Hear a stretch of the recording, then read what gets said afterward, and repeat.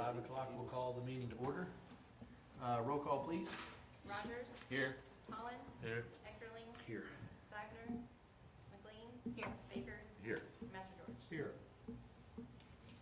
All right, citizens' comments, any one of the citizens want to speak at this time?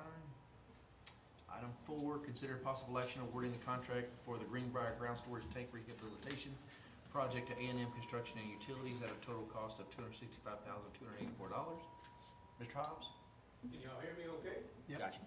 All right, last council meeting, we took this to y'all and got the engineer's proposal approved. Since then, we have gone out to bid, and they got up the low bid, which Mayor just mentioned. We had 5 bids come in, and the low bid was $265,284. High bid was $527,157. Engineer's proposed cost for the project was $370,000, so we came in under that.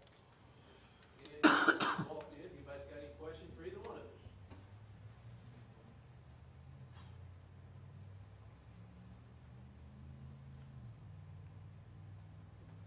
When you take this, no, never mind, this is ground storage. Is this ground storage or, This is what? ground storage. Okay.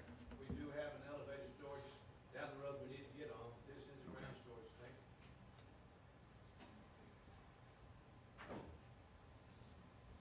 We started this several years ago. This is just a continuation of that project. Every so often you have to do this in order to prolong the life of the storage tank. By taking this one down, how long will it affect other That's a good water question. issues? This is one of our smaller sites. Typically, we have these things underway right now, by now, but we got a little bit behind. But this is one of the smaller ones, but you're still looking at up to 2 months probably from the time we start going, get the contract rolling and complete and put it back in service. But will it affect the current water? No, the way Supply. our system's set up, everything's connected together. Nobody will even know we've got anything out of service. Okay, so they were the lowest bid, and you called out their references? Have we used them before? We have not. They have done some work for Walker Partners in the past. I think they did one project for the city of Gatesville and one project for the city of Killeen. But one of the references that we reached out to was an engineering group that are based down in Bryan, and we also have an office in Oklahoma. And they almost exclusively use this contractor for their tank rehabilitation. And that certain engineering group also specializes in tank construction or tank design and tank rehabilitation. So they're That's their we got a niche. good reference from them. And what is the alternate A? And it looks like we're including that, so what is the alternate? So the tank is pretty close to some residential homes. And so we gave them the option to either spray, apply the exterior epoxy with the containment system. So basically putting up sheathing to protect, the wind from blowing any of that epoxy around onto the houses or the cars that are parked along Greenbrier. Or alternate A was for them to roll apply it. So we gave them the option to bid it two separate ways. And this particular contractor actually didn't even bid the base bid of spray applying. They only bid the alternate to roll apply it. So it's not a additive alternate, it's just basically like a substitute item. I see like bidder 2 was the same price either way. Correct. So some of them did bid it the same.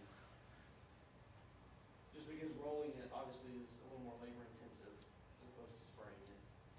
But that, having to do the containment adds an additional cost. Evens out. Is the durability and lifeline on the rolling any different than spraying? It's not, it's the same product and it'll be the same thickness that they'll have to apply. Okay.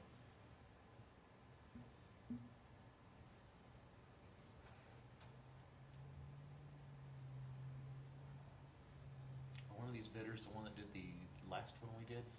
The last One that we, or at least I would kind of think we'd get it bid it again, he was in second place. Mr. Tank is who we've used in the last 2 projects, Correct. Or even last.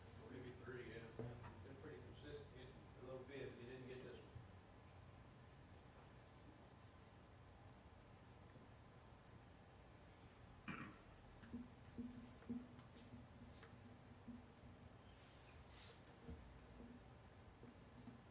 other questions? I have none. Okay, no. We would take some action. Motion to approve awarding the contract to the Greenbrier, for the Greenbrier Ground Storage Tank Rehabilitation Project, A&M Construction and Utilities Incorporated, at a total cost of $265,284. I'll second that. All right, motion is to approve the contract to A&M Construction and Utilities. Any further discussion? All those in favor? Aye. Opposed? Motion passes. Item 5 is consider possible action approving the purchase of a Pierce Enforcer pumper truck to include all necessary equipment from Siddons Martin Emergency Group through the HGAC Purchasing Cooperative for a total price of $820,105.65 to be purchased with state and local fiscal recovery funds, and to confirm the order for production of a new Pierce aerial truck to be delivered in 20 to 27 months at a total cost of $2,088,657 to be funded in fiscal year 2024-2025 budget. Craig or? Yeah, I'll do it. So, we talked about this at the last meeting, and you all asked us to go ahead and place this on this agenda tonight. So this does authorize the purchase of the pumper truck that is currently in production with a August to September completion. tentatively? September completion, and basically confirming the order we've already placed for the aerial truck that will be delivered in 27 to 28 months. And I'd be happy to answer any questions, and we have the members of the fire department who have been crawling all over trucks for the last month. We probably can't answer any specifics about trucks. Yeah, so this was a continuation of, so council was talking about, thinking about it, so we can meet at this meeting, correct? Right. Yeah, because I think we're kind of coming up against a deadline. If we want that pumper, we've got to lock it in, or they're going to give it to somebody else. Correct. Today, the pumper published for other departments yesterday. No. So, my recommendation, if y'all do approve it, I have the proposal for Craig to sign tonight, so we can order it first thing tomorrow morning before another department snatches it up at a $150,000 discount per trip. To your knowledge, no one has, Not, our sales rep is on the Zoom call currently, he just texted me and said it's still ours if we can get it approved tonight. Can't you send it to them tonight? I can, yeah, I'll send it to him tonight, and, I'll send him pictures of it when we walk out here, and, he'll place the order with Pierce first thing in the morning. Okay, so, we've had a week or so to think about it. Are there any concerns or questions that come up in that time? this is coming out of the COVID money, correct? Craig, how yeah. much of that is COVID money? $820,105. Hey. Okay. It's 65 Well, cents. so we received $2,955,095. We have been making interest on that because we received half of that last year. We received the other half several months ago. So we actually have all the money currently. They are starting to have discussions about pulling some of that money back if it's not spent or committed. So we figured instead of risking that, we are going to use some of that money. About $970,000 of that will go towards the Robinson Industrial Park drainage improvements, and then the rest of it, we'll be talking about some other infrastructure projects tonight that it could go towards. It makes sense to do that as opposed to borrowing money for 7 years that we'll pay interest on, and there's nothing else we could fund with that money that would keep us from having to borrow money to do part of a project anyway. So it makes more sense to just borrow that money for an infrastructure project and avoid borrowing for this truck. So, but we can do it either way, whatever you're most comfortable with. Okay, You ready for a motion? make it. All right, I'd like to make a motion for approving the purchase of the pumper truck to include all the necessary equipment for the total price of $820,105.65 to be purchased with the state fiscal recovery funds. And to confirm the order for production for the new Pierce aerial truck delivered in 27 to 28 months at the cost of $2,088,657 to be funded in fiscal year 24-25 budget. Second. Motion is to approve these two purchases. Any further discussion? Last chance. All those in favor? Aye. Opposed? Go get it. Have him sign it, yeah. Bring it up here. I know. It's not my first time, no. It's the exact same thing we emailed you previously, it's on the second page.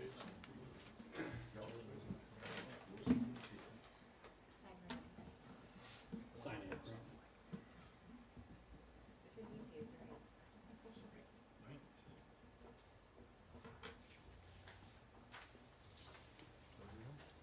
Thank you, council.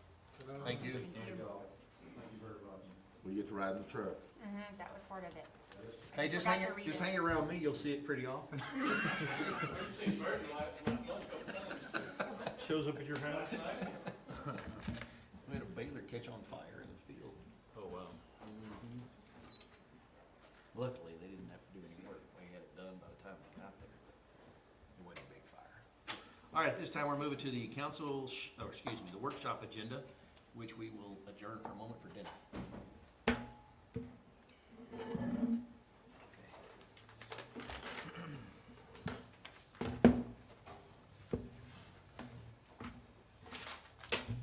Destiny, this goes off, right? Well, Camera and all? it's not, no, it's not off, but it's on that, but I haven't, I'm gonna mute the microphones.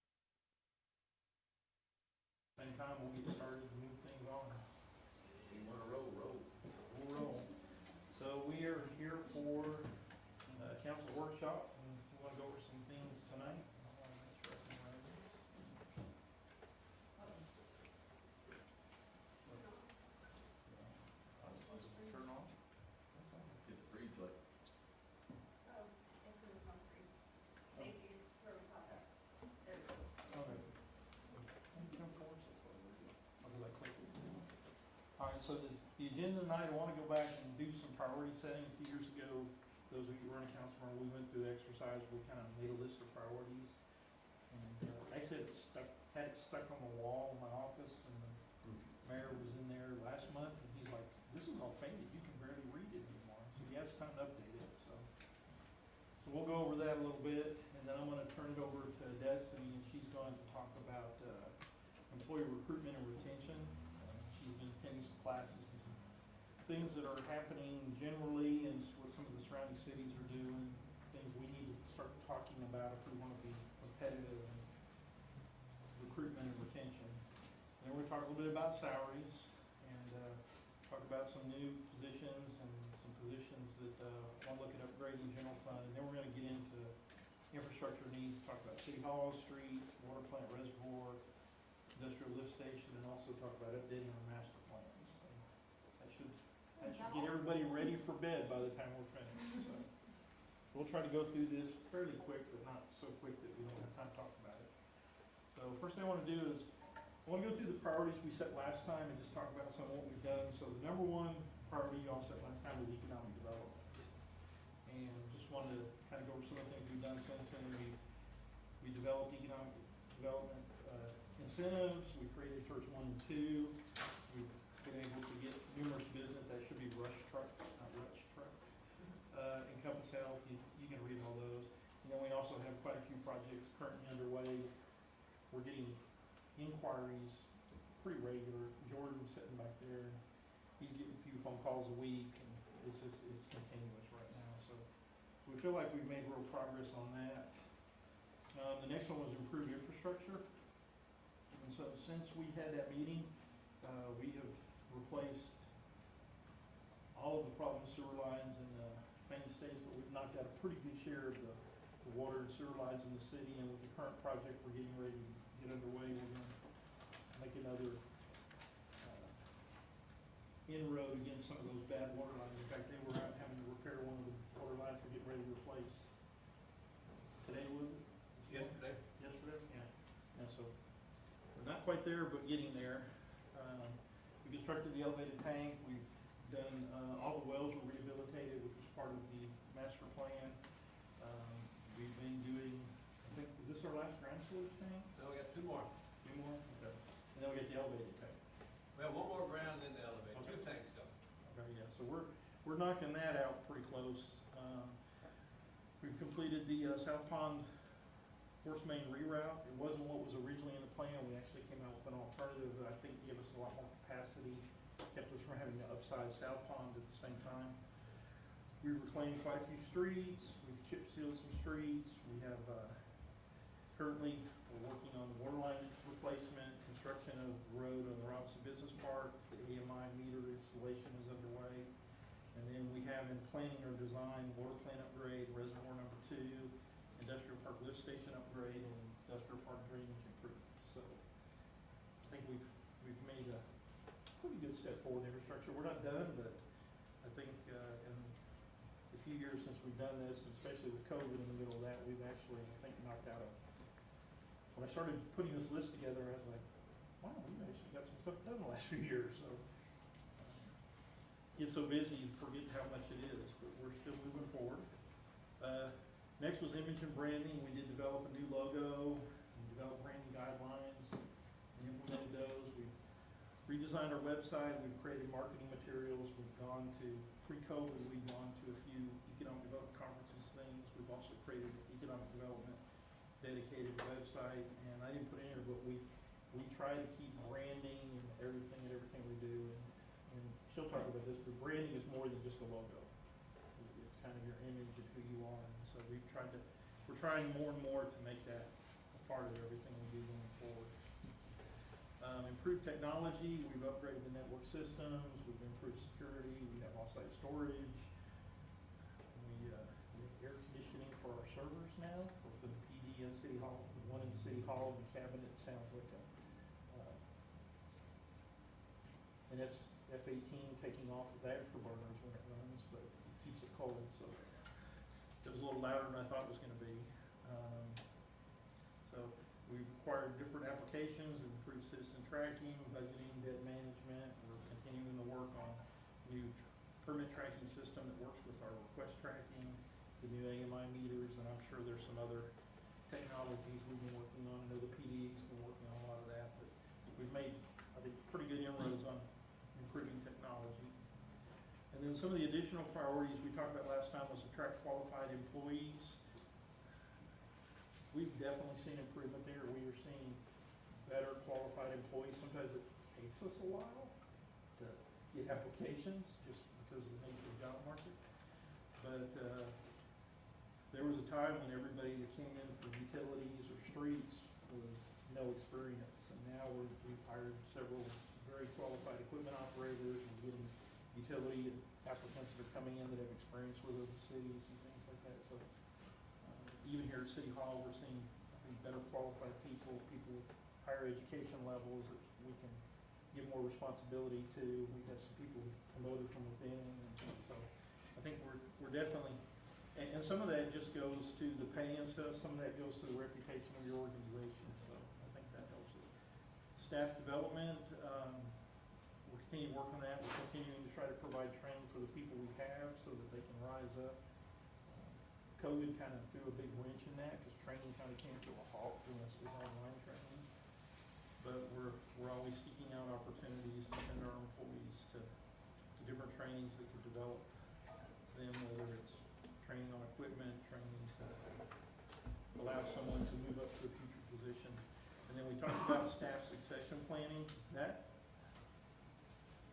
becoming a pretty big challenge, and we'll talk about some of why that's a challenge here when we get to City Hall and stuff. But it's also, it's getting very cutthroat in the cities. I mean, everybody's going around stealing each other's employees now.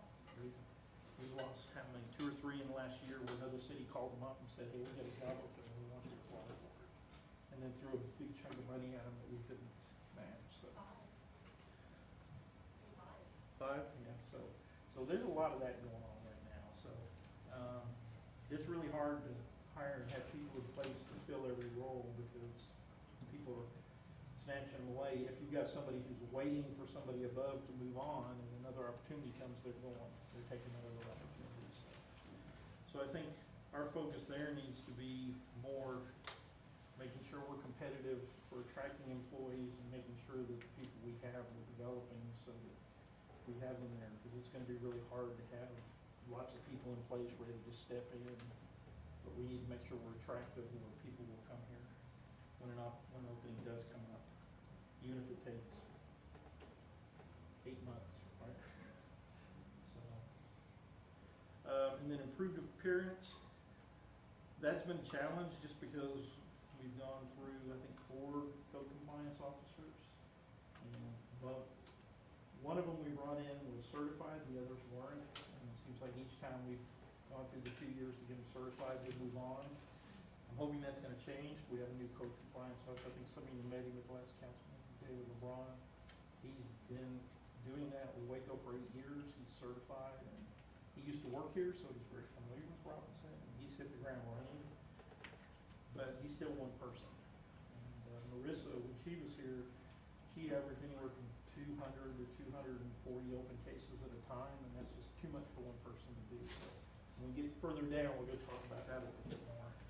In parks, we have managed to pave all the walking areas in the park. We do have money in the budget this year to expand the parking lot. We are running into a little bit of a challenge on that because, like everything else, we estimated this back in July and August of last year, and it's gone up. So I think engineers should be close to having a design on the parking lot here pretty quick. And so we may have to come back and talk about either cutting down the size of it or adding a little more money to it. And then another one was the Civic Center. We have created TERS number 2. It does exist. It actually has money coming in this year. It's going to have more money coming in next year. But it's going to be a few years off before there's enough money there to really do much with. So I think that's the end of the problem. Yes. So what I want to do right now is just everybody had a notepad, but didn't bring them with you. So I want to pass them out.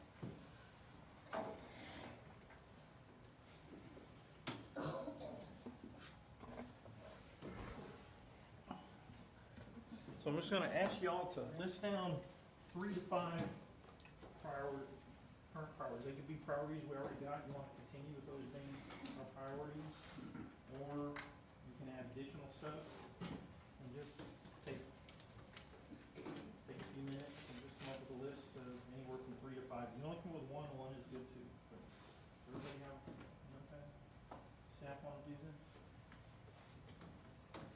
What's your priorities, you wanna pick? And I know the chief has his like that. Chiefs always have priorities. You gotta go, sure.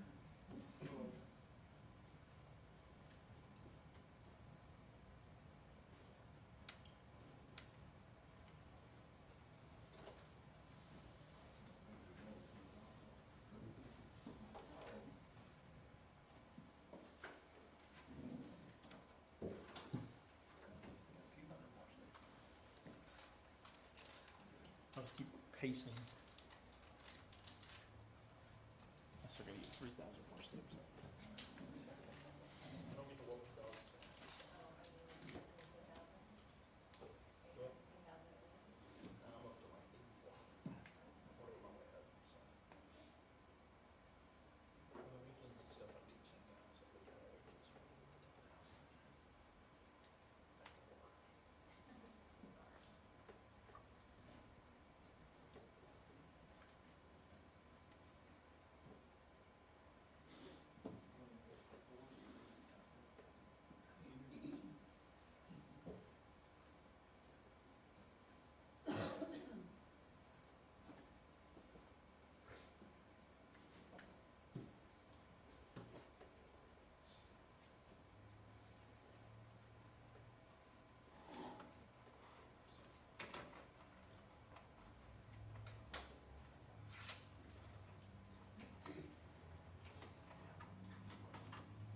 Need somebody with good handwriting.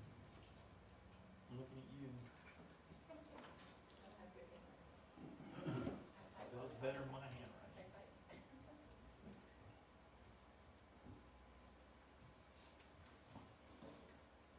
You have good handwriting? Somebody has good. Everybody I has think better this one's got handwriting. better. You've seen that. I just have issue spelling on a spot like that.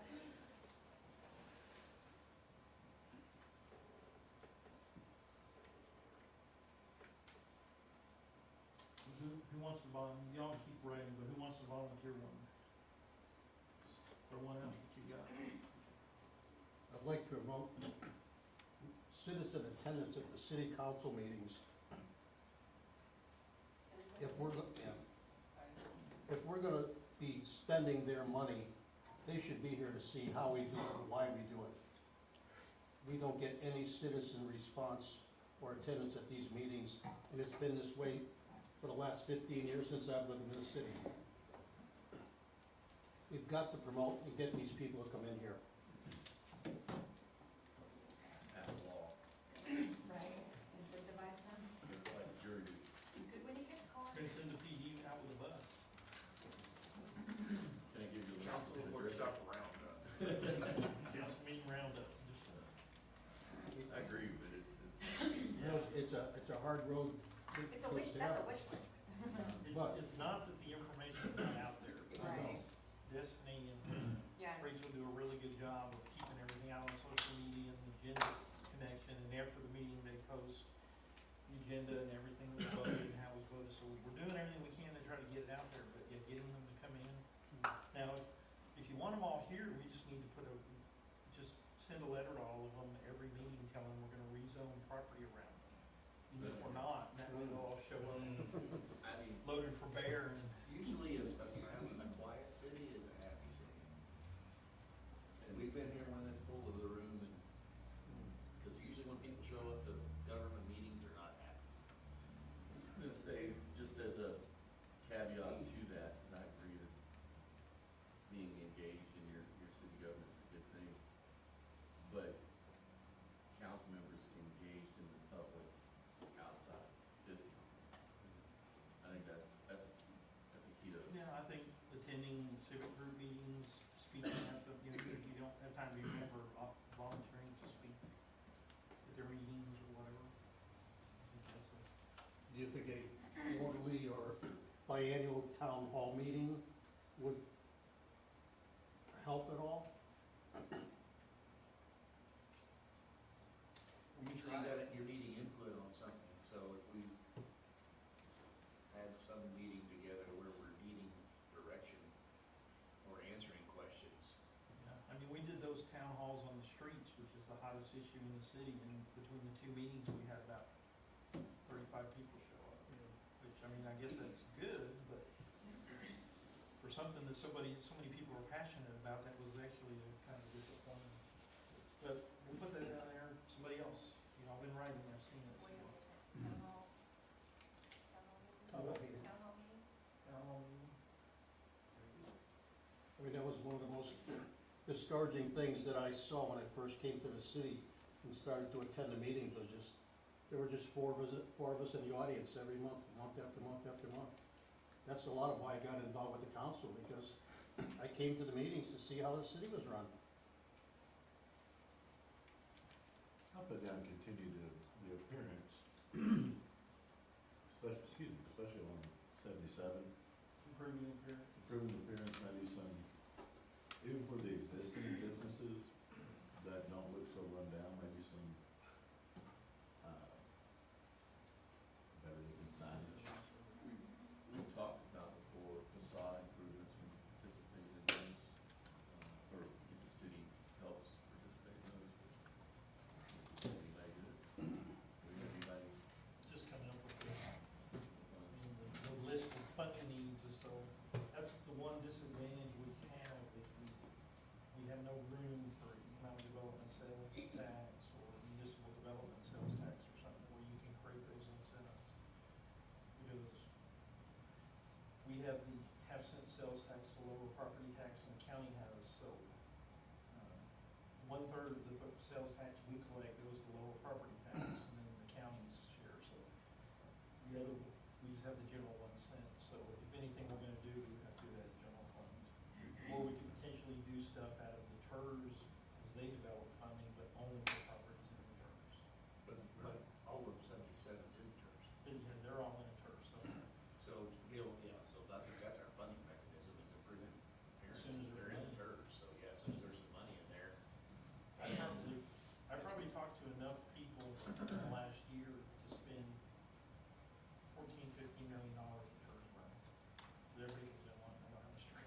Yeah, I mean, there's a lot of developers, that's all they work in, cities. And it's like, we have $30,000. So it's gonna take time to get that increment up. And, you know, TERS 1, if we can start getting development on the WIF property, that'll go up really fast. Well, FYI, TxDOT will be resurfacing 77 year after next. So, and they're open to discussing like intermingling projects.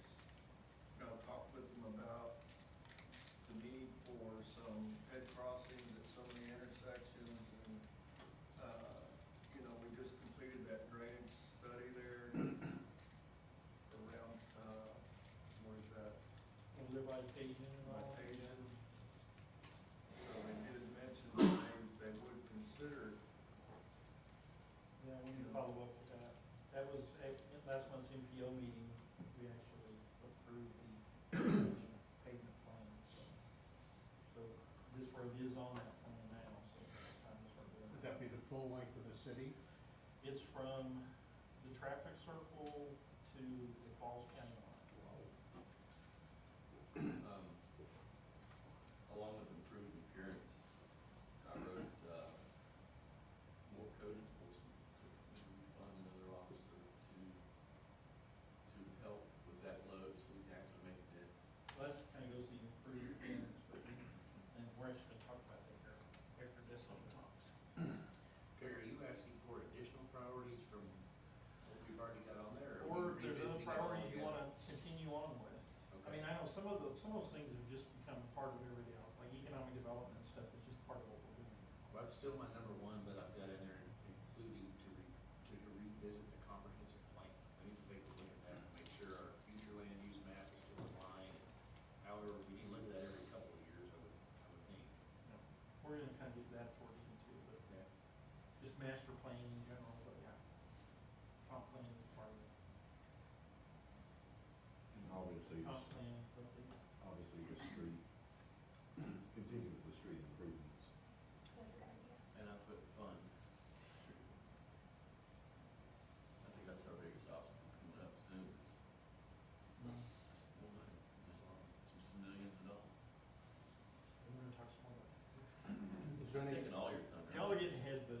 that's good, because the things we're gonna talk about appear to be in line with a lot of your current priorities, which is good. It does mean you guys are over here and I'm over here. It sounds like we're all. No, I'm probably over here. I want like a sports complex. Is that just completely out of the, like it's something for our community to like, all we have. Like a park with ball fields and all that kind of stuff? Mhm. Well, in that line, I'm also,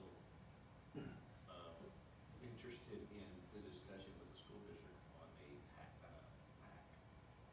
Uh-huh. the Performing Arts Center, Oh, with the school district. Performing Yeah. arts center? yeah. How about that one? We just tore one down at Waco High. You still went down? Yeah. You can get them to let you bring it out here? Craig, when we went to the water plant, we discussed how, Yeah. we visited the ISD and how they were wanting to expand, or, you know, they were like, when can we expand 77, or Old Road, no, never. But, you know, because the pickup line's such an ordeal and how people, you know, line up on the road, you know, for at least the elementary and the primary, they've got a lot of front yard that we could like add like a parking lane to or something, so people aren't actually parked out on like a road stopped, you know, when people have to go around them. I don't know, just like, Yeah, and that's one of those things, those schools all predate me, but, and you were, I guess you were the only ones on the council when the most recent schools were approved. But Oh, there yeah. probably should have been some more effort between the city and the school district to talk about loading and Yeah. unloading and I'll see for that. things like that, because there definitely could be more of that, because it's hard to do much with the streets we have. right, I mean, you can't really do anything for Old Road, but, you know. And the next school that they build is gonna be off of Old Road, it won't be fronting Old Road.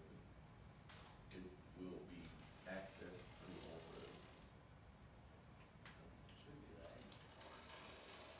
It's behind the track, the old track, that's the side of the. That's the ag. Of that one, okay, I'm thinking of the,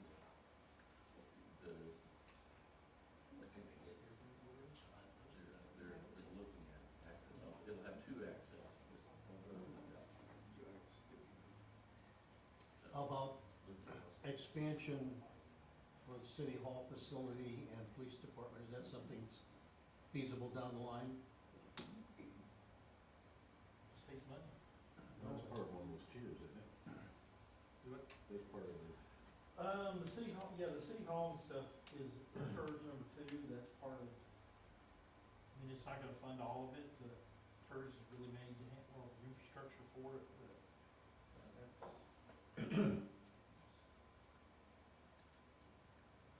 I'm still, you know, the first three bullet points on that screen right now, succession planning and development.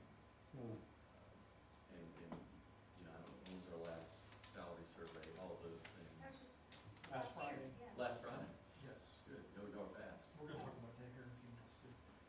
I'll be fine. That's why I wanted to talk about the competition, and, it's almost like nuclear proliferation that's going on between the cities trying to hire each other's people away. And I guess the good thing is, other cities are looking to Robinson to steal our employees, which says like it's something about our employees. Because I think there was a time when that might not have been the case. You've been here a long time, there was probably not as many employees here with desirable other cities, but now they're looking for them, so. Like I said, we've had 5 that they've actually been, they've reached out, either somebody they knew reached out to them, or somebody with the city reached out to them and said, you should come apply for this job. I've got a list of city managers, it's growing, that I know 1, 2, or 2, 2, or 2. That's why Zachary today at the EMS board meeting, and he was like, please don't get me. Not till you recover from your surgery. Yeah, we're gonna talk about that, and even Destiny's presentation is a lot about, there's more now than just salaries involved when you're trying to recruit and retain people, especially younger people. They're not like us old people that just wanna work every minute of the world.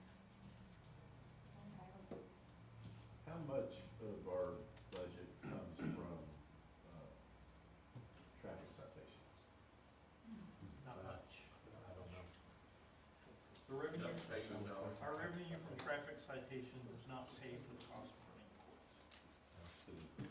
For what? It does not cover the full cost of running the court. I know ours, but we had a 1.2, 1.4 million dollar budget, but, and Ada was a town about the size of Robinson, but we had a lot of commerce. Yeah, there hasn't been a big, city has not had a history of aggressive traffic enforcement. It's usually pretty light. It's just, since I've been here, we, maybe,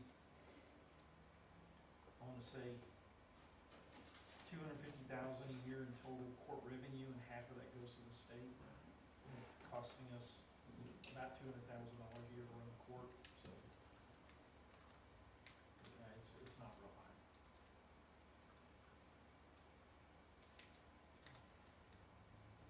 I remember when I was working with the Waco COP Citizens on Patrol, we used to do handicapped parking violators, and the tickets we give was a $515 ticket, I think, our first offense. The first 500 went to the state, 15 went to the city of Waco. That's just the way it works. Yeah, every session they add more fees. Citizens on patrol? Yeah. Yeah, Why are we doing that? Sign me up. I'll let you talk to the chief. Have you gone through the Robinson Police? Citizens? No, I'm gonna do that tomorrow. You have it? Okay. They didn't have Okay. Adding economic development, because that was Pick me up. one that's still on. working. Needed that infrastructure, because mentality a lot of it.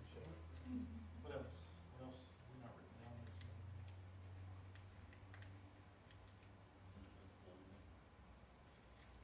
Employment, recruitment, retention. Yeah, with retention and staff retention.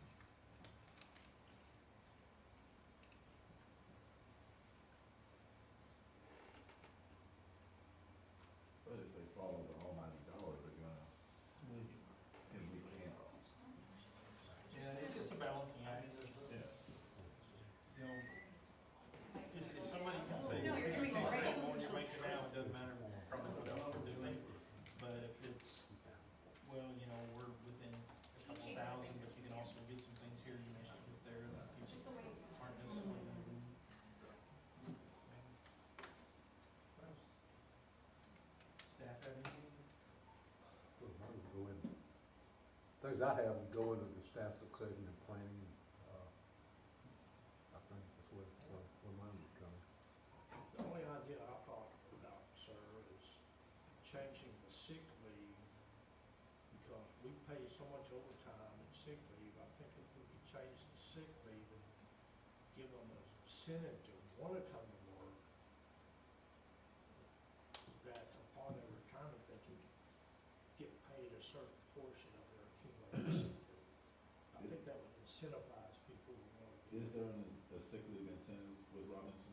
No. The town I came from, for the fiscal year was July to July.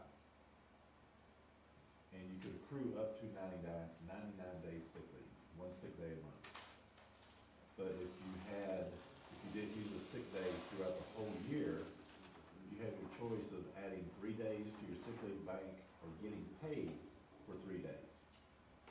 And that kind of incentivized them to not use up their sick leave bank. My last city, we did 3 different things. We had a short-term, the city provided short-term and long-term disability. The short-term didn't kick in for 30 days. So that was an encouragement for everybody to accrue at least 4 weeks, because, you know, typically there's 21, 22 work days in a 30-day period, and you have to do that. So that was an incentive. Then we also had a sick leave buyback, where if you took less than 16 hours of sick leave in a year, you could sell back 20 hours of your sick leave at your hourly rate that year. And then we also had a thing that if you worked for the city for 10 or more years and you retire, and you were eligible to retire when you left, then the city would pay you for up to 200 hours of accrued sick leave when you left. You would get paid for that. So it was sort of a three different approaches. One, encouraging people that, you know, we've got this disability, if something non-work related happens, you're covered, but you've got, because at that 30-day break, we got a much better premium than if we had started it after like 2 weeks, so that's why we did it. And so the employees were aware that if you, and we did like here, we accrued 480 hours here, which is the less we did there, so.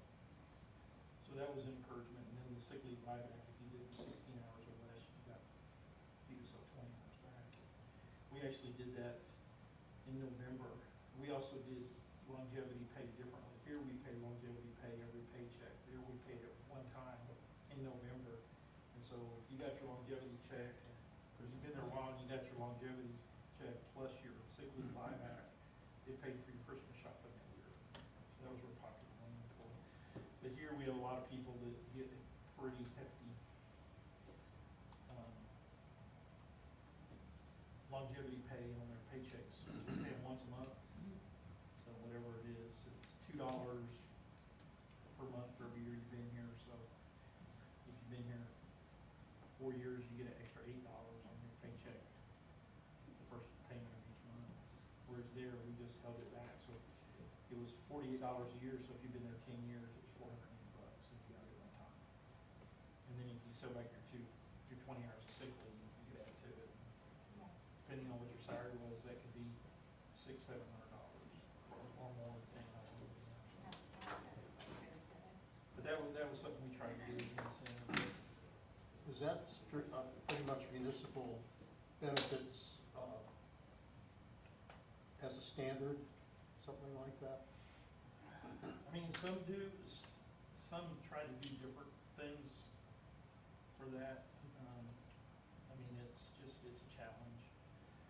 You know, you always have those employees that as soon as they get out, after 8 hours, they're gonna take it. Yeah. Some of them, especially parents with kids and stuff, their kids are constantly sick, they're having to take it, and so there's challenges there. So it doesn't always work, but some cities do things, other cities just don't do anything. Yeah, There's not a norm that everybody does. Yeah, I worked in private industry for all of my career, and the standard was you had 5 sick days a year. If you didn't use that, you got, at the end of the year, you'd get paid the balance of your pay. You had no system for accruing time or anything like that. If it came up to where you needed a major medical emergency or treatment, then you go on a short-term disability, but you never had accruement or anything like that. When my wife worked for the state of Connecticut, they were in the type of system you are. They would accrue that and then they get a longevity payment. So I look at it at a very different viewpoint. I've never worked under a system where we could accrue time other than in the military. You got your so many days a year. It's really different than I mean, out in the real industrial world. In my past industry, if you weren't salaried, you could take all the time off you needed sick. You didn't get paid for it. Yeah, exactly. You didn't get paid for it if you weren't there. If you were salaried, you were given 1 day sick. If it took 2 days, you had to take both of them as vacation. Right. If you had vacation. I mean, the outside out of the municipal arena is an awful lot different as far as sick time. So TEA gives me 9 days sick leave every year, and Waco ISD gives me 5 sick days. In fact, even if you held your vacation up until the end of the year, if you didn't take that vacation day, they would make you take those days off. You could not accrue it past the end date of the year. I mean, I would be open to seeing what other programs are out there that if you guys see it as a benefit to help with attendance, because I think people are sick, they need to be home, but if there are other programs that would be more effective, that aren't creating just wide open, unlimited, cash out programs, I think. Yeah, there no, are you reasons we- don't.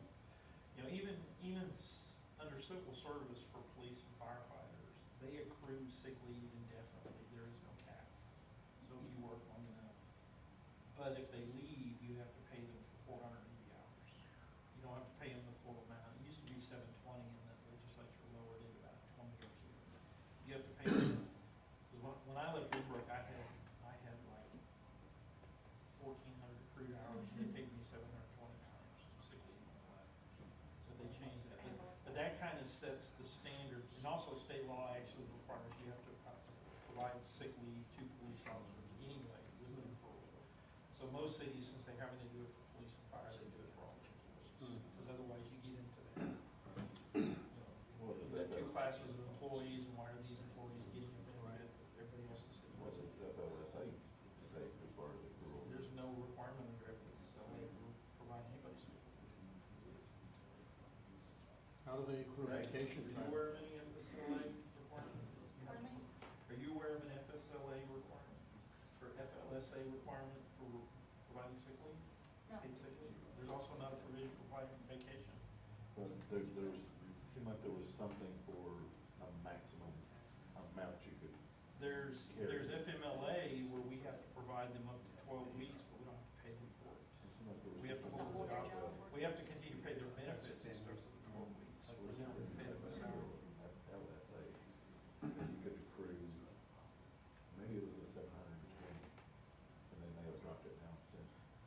Yeah, I mean, state law for police officers, especially civil service, has mandatory accrual for public safety personnel. And it's indefinite, there's no maximum, but you have to pay for it, up to 40. You don't have to pay the full amount, so. But yeah, there's nothing in federal law that says you have to give any employees any leave.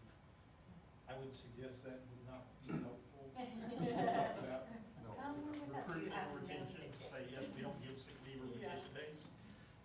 I'm just guessing, probably go over one. I like the incentive, and I like the November timeframe, we do an incentive, because that would, Yeah. yeah. it The speaks problem to is, everybody. why I haven't really pushed that here, is we have some people who've been here a long time, Mm.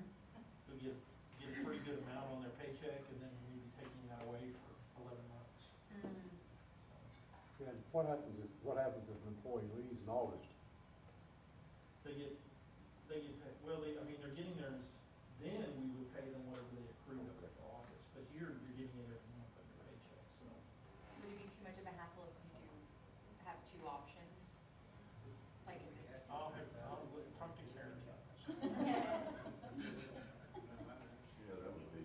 Yeah, we've had that discussion, because, yeah, for the long-term employees, Right. it's a nice amount on their paycheck. Yeah. For the short-term employees, you're like, why am I paid $2 more Assume the long payday?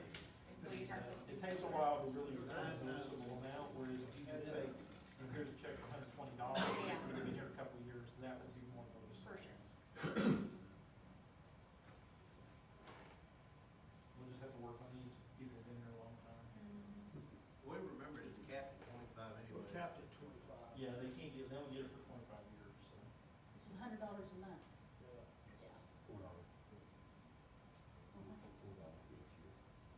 Whereas they would get, What? what would they get if they got once a year? It's $48 a year. It's $4 a year No, it's after the first year. $4 per month, I'm sorry, per month, yes. per year. So, Yes, yes. yeah, so Here we go, here we go. It was 48 a year, so. That's the maximum. To get it once a year would be $1,200. Shoot, I'd rather I'm going have back that. to work, especially. Yeah. $1,200 I can spend easy. Even if you're a police officer, you have it, you get it in a check instead of direct deposit. Uh-oh. Actually, we always did those in checks. We did the incentive pay and the sick leave buyback together in a check. And even people in direct deposit got a check for that, because we wanted to hand them and say, here's your invoice.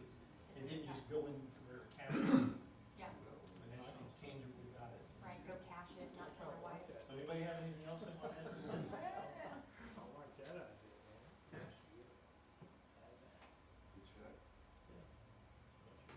That way you're We have special. a You know, complete- I just said I that. got one last thing in I agree with Brittany. rehashing the old My husband would have to hire it. wait till she's, and just bringing up again, the festival that we used to have. I mean, everybody was, sit over to, if there were some turnkey options out there to alleviate a lot of the work for staff that could do that, would we like to fund yet another festival or something? Oh, we did something with that, didn't we?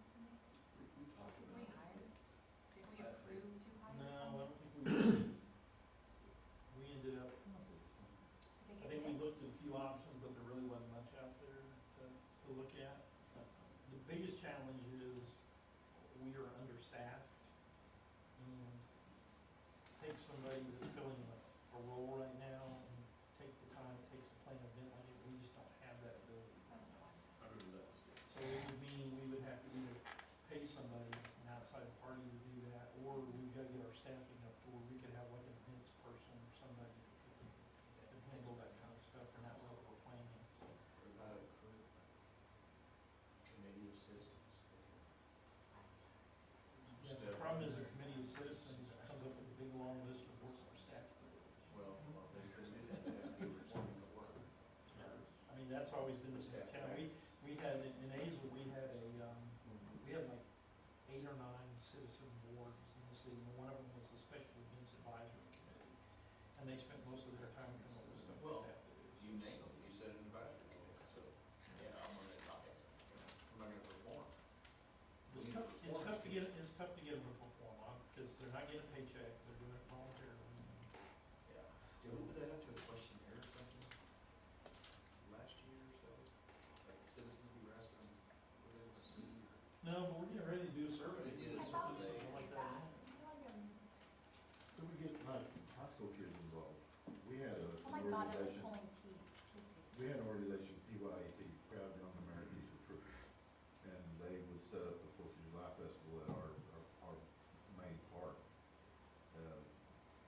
They were set up with the Kiwanis and I believe the Lions Club with donations that way. And they would go out and the annual police, fire department softball game, all sorts of, other water gun games for kids, and then in the evening, big fireworks display.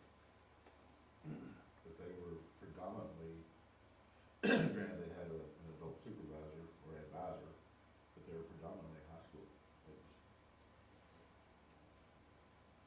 In the school district. If you're, Well, I'd say there's a lot of, I mean, even if court appointed volunteer work needed for some of the truancies, so. you know, and thinking of the Lions and Kiwanis, why can we not talk to a group about partnering with a group like that? And quarterly events or festivals or whatever, and having that group, also a fundraiser. I mean, we can try it, but, I mean, I'll give you an example, the Christmas parade. We need a That's bigger the group chamber's than the Christmas chamber. parade, but we take care I of can getting get all the with, lighting, setting everything Gary up, Moss, organizing it Moss, all, getting the the parking. Lions Club.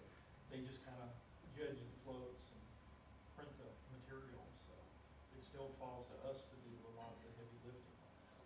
And That's just what I'm the- saying, we need a group, an organization that's well put together.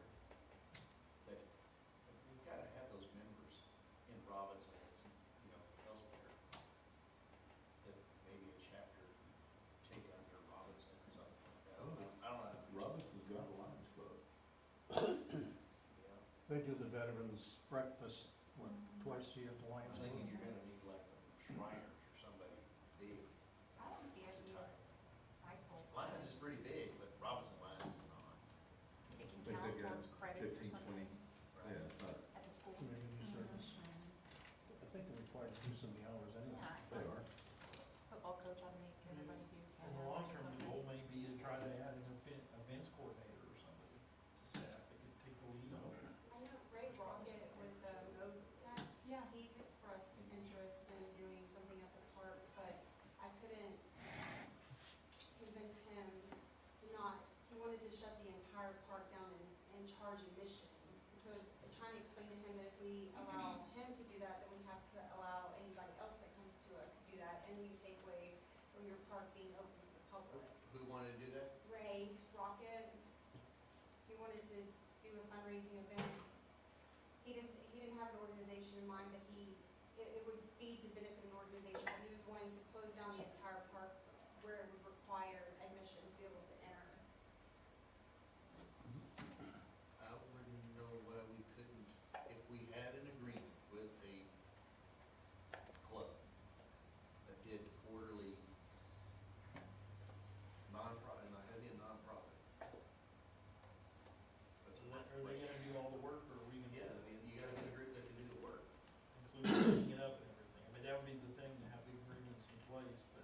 I mean, the problem is, you could end up, your park is always being reserved and operated by nonprofits, and That's not one of, yeah, no, I'm thinking An annual event. quarterly or For semi-annual semi-annual. event or something Have that, X amount of Maybe weekends. you have one slot per month that Yeah. you can sign up for. Mhm. you could designate, I guess, 4 weekends a year or something, one each quarter, and they could bid for them or something, Mhm. but that would be them putting it on, so they wouldn't, I don't think you want a bid process on it. well, I didn't just They're gonna bid get from the better and standpoint. better as it goes on. I think One year bid bid from good, the one year bid process of horrible. just, you know, they've gotta submit that they're willing to follow the, you know, 'cause we'd have to have contracts and all that, so they'd submit what their stuff, and whoever has it most together would be the one you pick. Yeah, Like yeah, Fourth of whoever has the July type plan. Festival, What's that? the Fourth of July type thing, get with, football coach Robinson, they're getting ready for 2-a-days Mhm. and community service. They're required X number of hours of community service in high school. Knock it all out. You're, in that you're lacking the brain power of putting it together. You got the muscle power, but the football coach can't handle setting all that stuff up. He's gonna need a committee, otherwise he's gonna be advising the city what he needs done. The Lions Club, Yes, they can collaborate. What was the top number of attendees at our last? What was the largest crowd we had? The largest crowd, like 5,500, I think. That was the one, the second year, I think. St. Williams. The first year was Jason Bowman, he pulled a pretty good crowd. Yeah, I think it was St. Williams. Mhm. But that's dedicating, at that time, Destiny was spending like about 8 months of the year, almost full-time on it. As far as risk management goes, yeah, it was not risk management savvy whatsoever. Yes, yeah, We're lucky. there was flying by the seat of our pants going on there. Mm. But even with security, we didn't have near enough security out there. And we were winging it pretty good. But yeah, it's just, there's all these things we're doing and accomplishing, it's taking up the staff we have. 'Cause we don't have any more employees here in the general fund today than we had when I came here almost 7 years ago. We've just reallocated some positions. Like we had 2 court clerks, we don't have enough stuff in court, we took one of those and repurposed it. So we've moved stuff around, but we have not added any new positions to the general, except I will take that back, we've added a couple positions to the PD. And not to tie up the rest of this meeting, but, I'd like to, just maybe one off, outside this meeting, talk about, this might be yours, might make it more efficient and less work on stuff. If you have an idea, bring it on. Yeah, I mean, and if y'all drop this and say we're not doing it, I know I brought it up, but it's not pretty not things that are done. I thought it was just something that was a bright spot, it shouldn't be on the Well, back. I agree, it's just having, again, we're asking so much of our staff, because we're taking on more and more stuff and doing more and more stuff, and we have more things going on in the city all the time. And so, whereas we might have had some people that had time to do that 7 years ago, now I'm trying to figure out how to get everything done, and everybody still have lives outside of work, so. Why couldn't we open it up and have the park once a month or twice a month? Something's going on in Robinson all the time, look and see what's going on. That's wonderful. Cottonwood Creek Golf Course is a public golf course, which not everybody can get on at the same time. Well, I mean, that just depends how much you want to limit use of your park. Again, you gotta set standards, because you'll have people wanting to run a business in your park. Trash it out. So you have to be careful, because they'll come in to run a business and they'll be making a profit, and we'll be the ones, having to make sure the park is, the buildings are in good shape and everything's working properly and all that other stuff. Well, yeah, those details, otherwise, That's the topic is something we certainly have to spend a lot of something time talking about, but we have events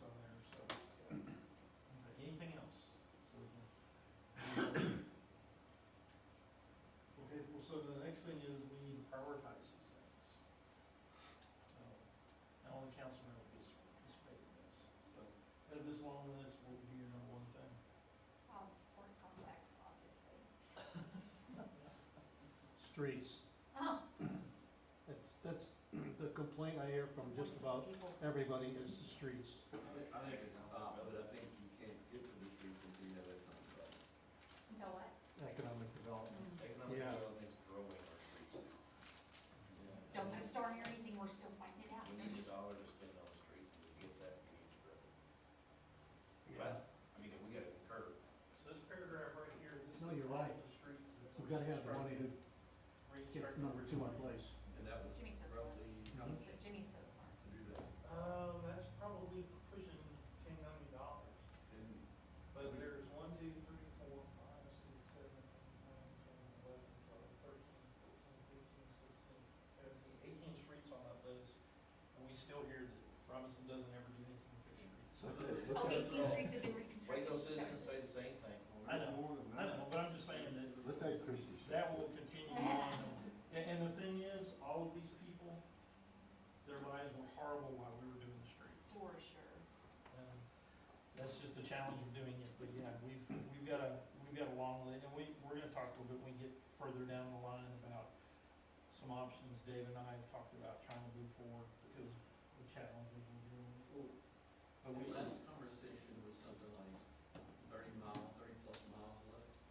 Is that still about the right number? Or 30 to 40 I million think it was dollars? 30 when we started, so I would think we've probably knocked out. But it's a number we'll never catch. Yeah, yeah. But how many did we add? We can never catch it. Well, that's part of what we want to talk about is some of the things we need to do so that the streets, as we're doing them, they will last longer. Because doing them is just the first step. When you build a new street that lasts 20 years, it lasts maybe 8 to 10.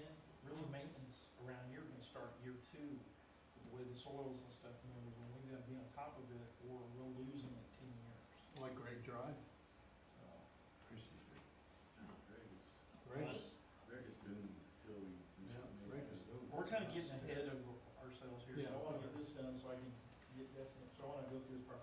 So economic development 1, streets 2, just infrastructure general 2.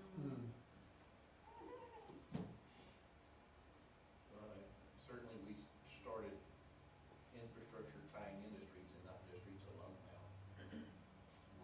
We're doing streets and not everything infrastructure now. No, we're trying, almost every one of these streets we've done, we put in new water lines, new sewer lines, and improved drainage as part of it. You can Streets and combine- drainage go hand in hand. If you do a street without drainage, that street's not gonna last. We did that. So we've been doing that with all these streets.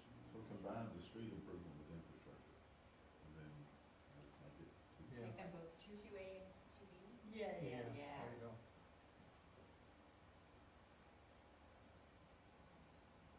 Recruitment and retention. Gotta keep the people we have.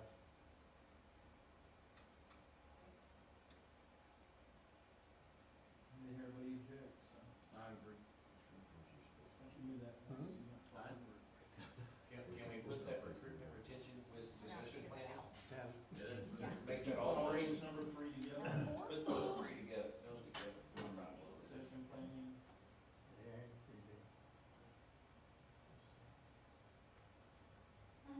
Yeah, that's just all three.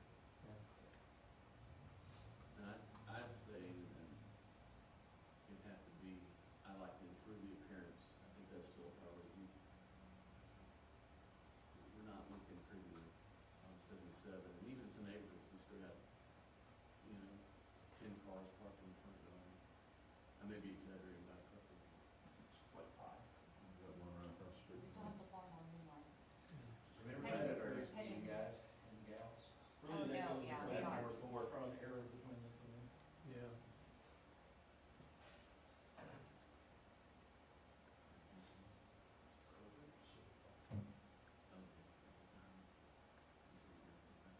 Sports complex now? Yeah, yeah, obviously. I thought we were making a wish list as well. Yeah, sports complex. Shut up. It's going before performing arts, for sure. Well, they had a chance, like Ohio, when they tore down the PAC.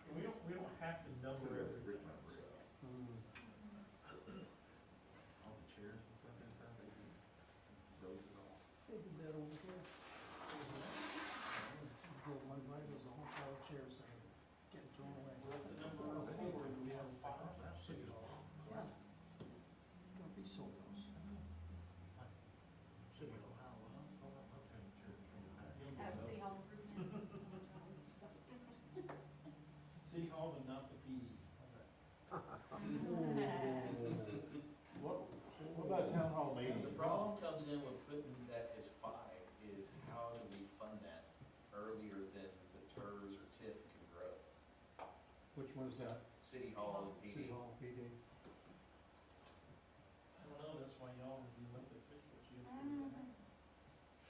Can we loan against the TERS that doesn't have money yet? I wouldn't, where it is now, there's not enough increment there to feel comfortable forecasting. But can you borrow from the TERS? You can't. That's what it, And he just said it's just not enough right now to even consider. there's not enough increment, but I But want, it would have to be I would used recommend in our next out on that. TERS district. You're saying that's a bond. It's in, we're in a TERS district, there's two. Yeah, you would have to issue You could debt, but borrow I'm just from not TERS two comfortable to with. go do something else outside of TERS. Okay. If we roll the dice that we think the increment's gonna be big enough to pay the debt when it happens and it doesn't happen, then that debt rolls over to the citizens. Let me ask you this, if we put this as a higher priority, say it's 5, and we get to working on that this year, it's, TERS 2 was designed for this. If we go out for bond to do it, how does that work within the So TERS? you have to project the revenue you think you're gonna have. I mean, I can get David Pettit here, and he works his magic, and he makes the numbers work, but if they don't work, then if TERS can't pay it, then it rolls over to, the city has to pick it up. So, and then that means other things we're needing to borrow money for, like streets and stuff, we can't do because we're having to carry the TERS. So, maybe year 3 or 4, when the increment starts getting up to where it looks like we're seeing it. But it's just so early right now. I know a particular city that did that, they created the TERS, they had their people come in, played with all the numbers, and said, oh my gosh, this is gonna be great, they built a new city hall, they built a big park, they built an auditorium, and they built a big commercial area to develop out. And when the debt service payments came due, only about 30% of the commercial built out. And so they had to flip over about $1.2 million in debt service payments to their general fund, and their taxpayers had to get a tax increase paid for. And they ended up getting a new city council and a new city manager. So, it's just, it's a roll of the dice, and, you know, So there's not enough happening yet to be able to project out that revenue confidently. If that increment's gonna grow by the percentage, it's gonna grow each year, and you can feel confident by that. Cause we've only got, we're in the first year of revenue from TERS number 2. So, what is the discussion? Do you have something that you're gonna discuss about? Well, we're PD gonna and talk City about, Hall? we're just gonna talk about the issues we have, and what are our options. Do we do something in the interim, in the short term, until we have the funding to do everything, so, but we'll get to that, but yeah, as far as just saying, let's go ahead and issue the debt to build a new city hall, new police station, and start on the town center, I would advise against that, but if y'all are feeling bold and brave, I can get David here, and we can put some numbers together, but No, I don't think we will. Bold and brave moves usually, risk and reward. But once you have to have an established track record of revenue coming in before you can go ahead and spend it. Or if you spend it to attract it and it comes in. That's Oh, like a a sports complex, key if word you there, build it. if, Well, I build on spec all the I know time. you do. You have to build on spec. You have to Yeah. build something to attract. the Right. basic business concept is you have to invest. You have to stick it out. yeah. well, yeah, I think we had that conversation later on this evening. Stop jumping. So I I would would try go to 5 as prioritize. comp plan, master plans. 5, Fine. That's top 10 fine. master plan. I mean, Wait, what? since the last time we've done those, not in maybe the wastewater, how we, on the master plans for water, sewer, we're pretty close to the end of those, or from the last time, they were done in It's 12. later on in the agenda, but yeah. I can't get nothing. That would be a good one, that would be a good one to make priority. Have an easy one. to- Maybe I should have done this at the What's end. up there? Maybe I should have done this at the end. No, it's good. Yes, we're actually due for a comp plan review, it's supposed to be reviewed every 5 years by P and Z, and they make recommendations, so I'm pretty sure we're getting close to year 5. Justin did it like his first or second year, and he was here about 5 years, so it's coming due. And then the 2 master plans for utilities, they're 10 years old, we've probably done 2/3 of them. most of what's left is the stuff that was out there over the next 10 years, and we just need to see are those still the priorities or priorities changed, and we need to project out another 20 years, so. So it is time to update those, so I think that's a good choice. I'd say, I don't know how you make citizen attendance and all that. I'll disregard that. Well, That's, I agree that's with not, I know, it's a dream, but it's probably never gonna happen. Not with a Well, they did- 15-year track record I've seen. Throw the events in next We have and to fire put it in. Can't get them to come in the door. Yeah. One You know, positive, one positive, Keyboard we did put warriors. out trying to recruit volunteers for the fire advisory committee. which is Yeah, what how'd we that bring go? to- And we have 12 people have applied, so. Cool, that's Really? great. So they like the fire department. They're not all firemen, right? Yeah, none of them are firemen, I hope, because the fire department gets their own appointees, so. Are they- There's some that are firemen, but from other agencies. They're not volunteers here. Right, or they were, They but no probably longer were. tag. Okay, Most of cool. the guys who live in the Wow. city that work at other agencies at no point have volunteers. Okay. There's only a couple that have. Oh, we have The sport- 15 now. Oh, what? The sports complex and performing arts, the best way to fund that is through hot tax. That is, if we could, Non-sports complex, I don't think you could do a sports complex. it would be A civic center, you a can, civic center for sure. but only a certain percentage of it. Well, I think that's why I said the school would kick into that too. I wouldn't do that without the school. Paying for, more than half. I'm just thinking of another city that's got a hotel's growing about $1 million annually in hot tax. And it's quality of life. Yeah, but It funds the festivals and it funds, the hot tax has a special law that's bracketed that only applies to certain cities. It's cities over, I think it's 50,000 in certain counties, it actually says the counties that they can do, or cities under 3,000 on the coast that can not only spend their hot tax, but they can get the state's hotel tax to fund facilities as part of it. But we're in that window in between, but we're not eligible for a lot of that stuff. We can use some of it, but we can't fund it like, and we can't use the state's portion. Because we've been talking to a hotel that was like, well, we wanna do this, and it was like, we don't qualify for that under the state law. And then Waco actually got something passed a few years ago specific to Waco for them to do some of, it's not actually, I think their hot tax, it was something else was created that they can use for like a tourism district, something or other, but that only applies to Waco. I remember that, I think there was discussion and we Yeah. talked about it, and seeing if they would extend it, if they were not too agreeable to that. Yeah, they did the lobbying to get that done, and it was, I mean, if they do these laws, like it's only for cities, with, you know, cities and counties in certain areas with population over this, but under this, and They they wrote the law for specific cities. Yeah, so the ones that can do all the convention center stuff, and then if you're under a certain, we can do certain things, but we only use a portion, but we also can only do it one time. So once you build one, you can never build another until you do time, and use that money. That's what the law specifically says, you get one forever, basically. So, but yeah, it's not as friendly as you would think, because I dug into that pretty deep here recently because of the hotel that was talking to us. Because they basically wanted us to build a they wanted us to buy the land and build a convention center, and then they build a hotel next door. Oh, that was nice of them. Why? We have such a nice hotel up the road. That was the one you and I talked to, that's where we kind of got. Robinson Hotel. Even the plans they said they were gonna build a hotel on top of the detention pond. So I told Jimmy, until they get that all sorted out, we'll talk some more about it. Anything else on here you wanna give a number to?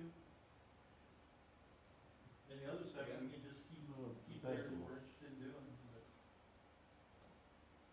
Festival? Yeah, I think the events is certainly, we could number. We could get local food Six trucks, Andy, events, Six all of Andy. we could get local food trucks that pay the local tax.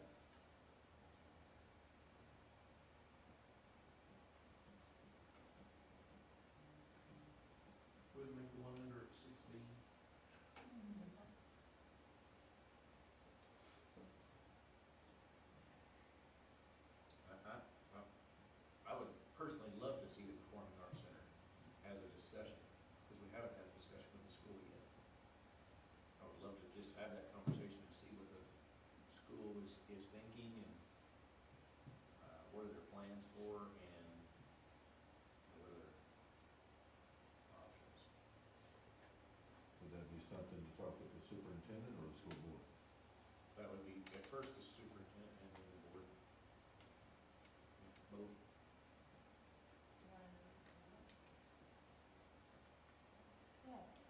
I would, if everybody else concurred. You wanna throw the sport complex in with that? That's gonna be a different deal. I don't think you can combine those two, because that's two different funding mechanisms.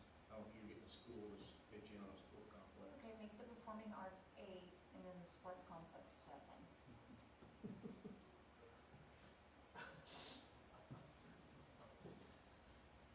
She did say she wants a sports complex before the performing arts. No, I'm kidding. I mean, Yes. well, But Jimmy, you can't come to the sports I think- complex if you do this. I think just from the time I've been here, the challenge is gonna be getting community support behind those being paid for with public dollars. I agree. I mean, that's, Because I I've not certainly see the seen sport it. complex being very difficult. Mainly is, how do we man it? It has to be able to, you know, obviously it can be up for discussion, but. Would there be any way that we could steal the Little League World Series from the complex out No way. north of Baylor to come? That thing gets used one time a year. It is. I'd like to know how much Riverbend is making. I'd like to. Yeah, I look mean, at if we could They're- That's a steal city, that. that's run by the city. That's what I'm saying, I think I'll dig into it. Yeah, you got the staffing and stuff, you can, I mean, we had multiple parks in Hazel, we had one that had 4 ball fields, we had leagues played in them throughout the year, the Yeah. leagues paid us a Yes. certain amount of money to play there, we had a concession stand that we contracted out, Yeah. we made a lot of money off it. You Yeah, gotta so have- you gotta Was have it it. profitable? no, you gotta have land. If you gotta buy land, you're out of the Yeah, game. yeah. It didn't make a lot of extra money, but it paid to have it, it paid the cost to keep that particular park. Especially if you have up and hotels everything. in your city, I mean, that's wonderful. But we had the Well, staff. build it and then you get hotels. We had a parks That's department with employees and, you know, we had a person that organized the leagues and stuff like that. Whereas here we have no parks department. There was our previous, It is our parks department. our previous commissioner was looking at doing a sports complex between Marina and Robinson on county land, out near Bullhigh Creek. So I don't know where that ended. Yeah, I don't think that went anywhere. He came and talked to me one time about it, but it was just one time. I think he was actually trying to get outside money. He was on county land, but get donations or outside money to pay for it. Makes one of If the we've got reservoirs or performing something. arts, complex, sports complex is 7 and 8, I've gotta say City Hall, PD expansion has gotta be next, if not, Yeah. I think we would have a much better time with a tax increase for a PD building in City Hall than for the other.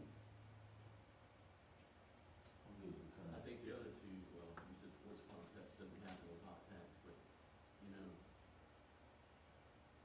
the performing arts center could be almost it doesn't cost the citizens a dime if it's done right. Correct.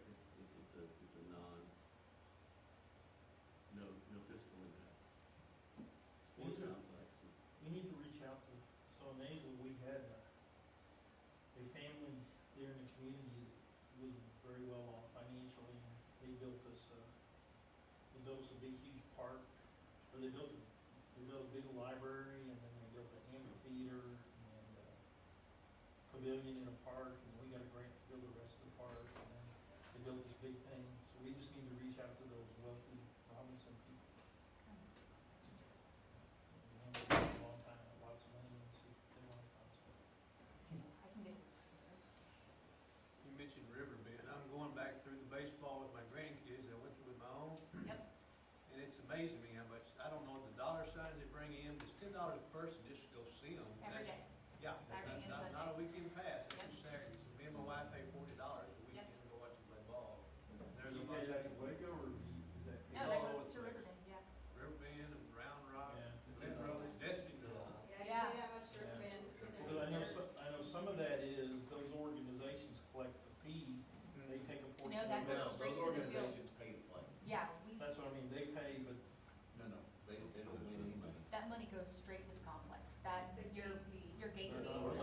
plays, everybody that goes in that door pays. Now, Down by the organization Right. pays to play, that Fees. is part So of that, the team that that money wants to comes play. to the teams for the pay by the But players. the gate That's not the one on there. Pay us, Road. okay. And you gotta pay to enter in. But they- Up there, the organization's paid up front, and they were able to charge a fee. May or may not have People put came it there to recoup some of their costs. I know there's somewhere, it's just, not possible to charge a gate fee, so they will have them pay for the fine. I haven't been the one that doesn't have a gate fee yet. Everybody who played in ours paid a fee, and that's the money we made. If they wanted to charge, they could. If they didn't want to, they, some of them charged a fee for Burleson, every team. Grapevine, they're just too massive To collect it. Well, I know that, you pay into the tournament, and then they do like a cash referee at the plate thing, so I mean, all of the gate fees, concessions, and all that, on top of the tournament fee that the group pays to enter $300-400 per team. They'll, and it, all year round. Yep. Yep. But you gotta be complex. Yeah, I know, that's why, that's why it's there. Okay, I'll work there, I'll do it.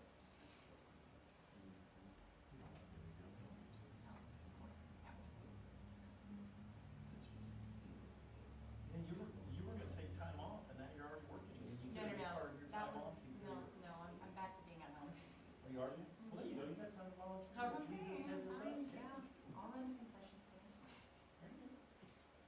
You can actually organize the meetings and everything. That's literally what I'm doing now for football. Not kidding. You got it? Number 9? Number 9? I think it's guidance, you know, I mean, I think 7, 8, 9 might depend on how funding comes in. And the priority could potentially shift based on that. I've been saying we start the planning process for the PD and City Hall for a while. But, you know, the money's not there, the money's not there.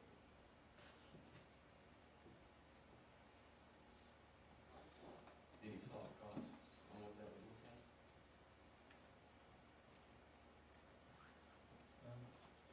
The city I left, when I left there, they were gonna build a PD in City Hall. In 2016, when I left, we were looking at a total of about $9.5 million. They finally built it 24 months later, and for the two, they paid 14. I guess it's probably over 20, at least 20 now. Hewitt built theirs, they were under 10, and it's a multi-purpose When building. did they build it? What's that? When did they build it? They built that? It's 6 years old, 7 years old? Yeah, I think that opened up right after I came here in 16, so. Yeah, and I realize costs are. Yeah, that's the problem, is the cost of, Okay. the gym for it, so.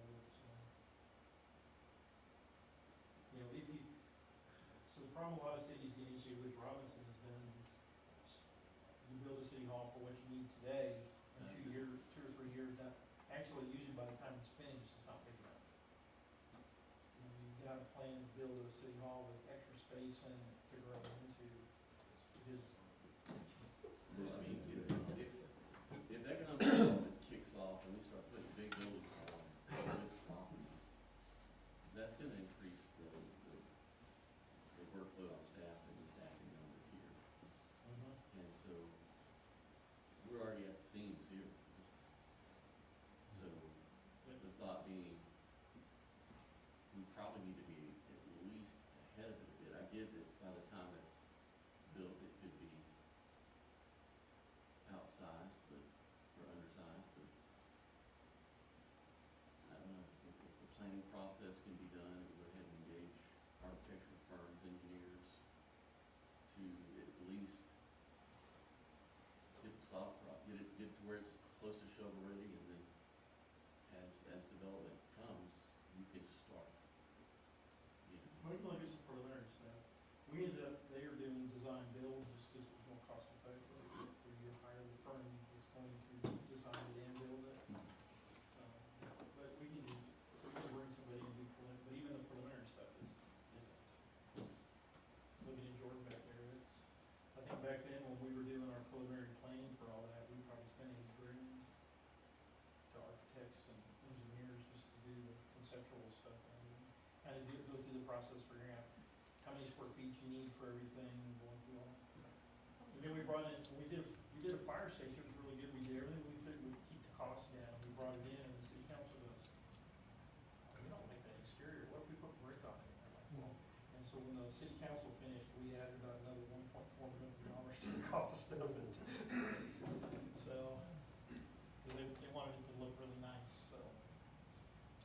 Yeah, but that's a process you go through, and we can start that, but we're gonna talk, we gotta come up with some ideas even before that. So I'm Anything looking else? for the school, and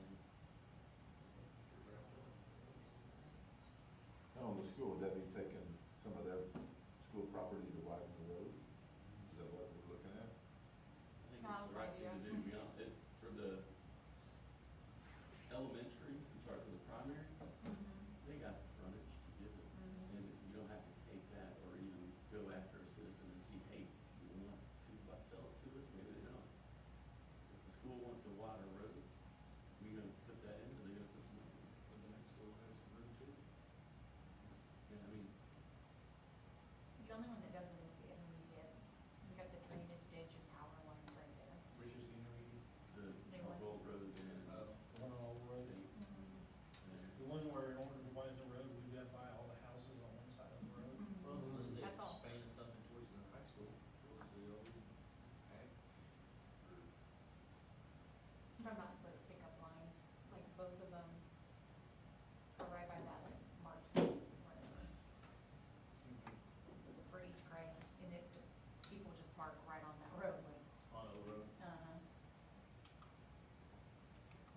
But the intermediate and the, I mean, the elementary, primary would be easy to do. We got everything that we Put want. the school 10 and then the town hall and citizens. Combine those two. Everybody comfortable with that? Yeah. I'll hang it on my wall in my office until it fades away. Well, as we go through this, you'll see some of these things we're gonna be addressing, and some of these are gonna be potential priorities in the coming budget. So, Question on this presentation that we have here, how long is this presentation gonna take? Without our comments? I can talk really fast. I'm just curious. So how much input do we need per deal? Are we looking at doing all of this tonight? Are we talking till I 10 can stay o'clock late if tonight? you guys or- want to stay. Okay, I'm just trying to pace ourselves towards, You wanna take a little break? You wanna just roll a break? You just want, if anybody needs to take a break, just take it. well, I just don't wanna get lost on one topic and then we're Yeah. here till midnight. I can do that. And we may still be here till tonight, we'll try to do lots of it. This one, she's gonna talk about retention and stuff. Part of that will include salaries and things, but there's some other things that are not in salaries and things that are becoming issues that No pressure, consideration. just do fast. Yeah, so, yeah, she can talk really fast. I wanna get something to eat while she's I'm not talking. trying to get fast, just trying to make sure we're. A lot of it depends on how much y'all wanna talk about it. Right. So, I mean, this is the opportunity for you to give us input and things, so. Since we only meet once a month, sometimes it's challenging to get that input, so for us, this is very beneficial. We'll see where it goes. The floor is yours. It's yours. Craig has mentioned the battle for talent continues to intensify the need to attract and retain top performers, and it's essential to the organizational success. Employee retention and recruitment has been a prominent topic at several conferences I've attended over the last year, and it's what spearheaded my dive into this presentation.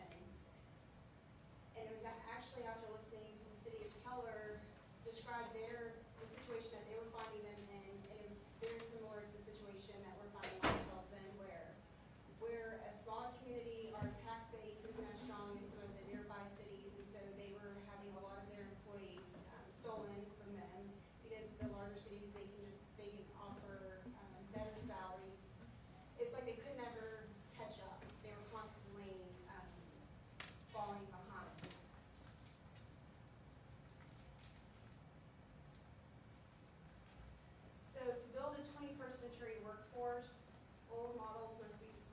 favor of next practices, contemporary, progressive, and practical strategies and tools to attract, retain, and optimize talent must be implemented. The first step in pursuing change in recruitment is for there to be a shift in our mindset away from the status quo practice of we've always done it that way and towards the realization that an organization is an employer. Talent drives success, but the talent practices many governments use are leftovers of another era. These practices were designed for predictable environments, traditional ways of getting work done, and organizations where lines and boxes define how people were managed. Our community isn't static, it's highly dynamic, with lots of disruption and change, yet many of today's organizations, practices, and processes for local government agencies were created for comparatively predictable and stable circumstances with the goal of optimizing long-term efficiency and effectiveness. Those organizations that attract and retain the right kind of talent and treat it, reward it, develop it, and deploy it correctly perform better than those that simply fill jobs with people. So this provides a timeline on how we got to the 40-hour work week. In 1914, Henry Ford shifts from a 9-hour to an 8-hour day though employees still had to work 6 days a week. And then in 1918, Congress passes the Adamson Act, establishing an 8-hour workday for all interstate rail workers to avoid a strike. And then from 1924 to 26, Ford moves to a 5-day work week, closing his factories on the weekends so workers would have more leisure time, allowing them more opportunity to buy products, including his. 1938, President Roosevelt signs the Fair Labor Standards Act, which mandates a federal standard for a 44-hour work week, requiring a minimum wage and overtime pay for those working more than 44 hours a week. In 1940, that work week changes to 40 hours instead of 44 hours. So after World War II, the economy blossomed. Purchasing power became a status symbol, and men began to identify themselves with their jobs more than before. Work became the center of the male identity. Then you have women who start entering the workforce in greater numbers, and they also labored for long hours to prove, as a point to prove that they were ambitious and capable as men. So both genders believed that becoming part of the office furniture would save them from layoffs when companies were forced to cut. And that's where we sit today as far as our 40-hour work weeks go. So 7 out of 10 employers surveyed that attracting and maintaining their workforce is a challenge. 36% of employers with 10 to 249 employees agree that attracting and retaining workers is a big challenge. So we want to attract and retain talented performers. We don't want them leaving due to factors we can control. In the chart, it demonstrates, maybe hard to see, some of the roles that leadership has the most trouble retaining talent in: tech, IT, middle office staff, HR, back office support staff, product development, front office or frontline staff, marketing, communications. This is more geared towards City Hall, but police, of course, has issues with retainment. Employers are expected to see more turnover in 2023. When you think about our staff size being around 73 employees and you compare it to the percentages that they're estimating workforces to be looking for other work, that is pretty scary for a city our size and employee base our size. In the same survey, nearly 4 out of 10 respondents, or roughly 39%, had a different job, or they're staying within the public sector, so they're jumping.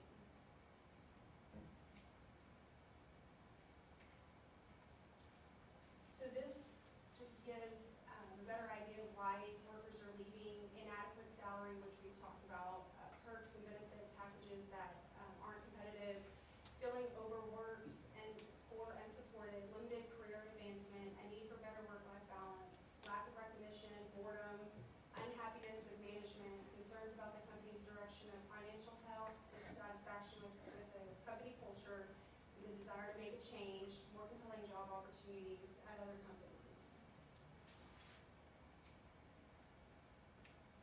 So how do we stay competitive? When there are over 100 cities, so the last conference I went to, it was very eye-opening because there's about, I think they said 107 cities there, and the majority of the room was packed. And so they took a poll by asking cities to raise their hands if they're offering any type of remote minority of not having their hands raised. Almost every single hand in that facility was raised, so it really put in perspective what we're missing out here that other cities are offering. And a lot of it stems from COVID. It's practices that they adopted during COVID that they just never came back from, and it just became the norm.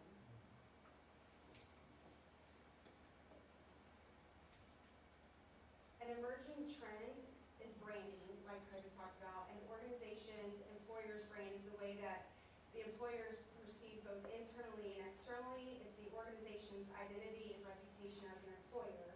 Brands are emotional for the people who create them, and hopefully they evoke emotions in stakeholders. So, you know how there's a saying, happy wife, happy life? Well, there's also the saying, happy staff, happy customers. If you keep your staff happy, they keep your customers happy.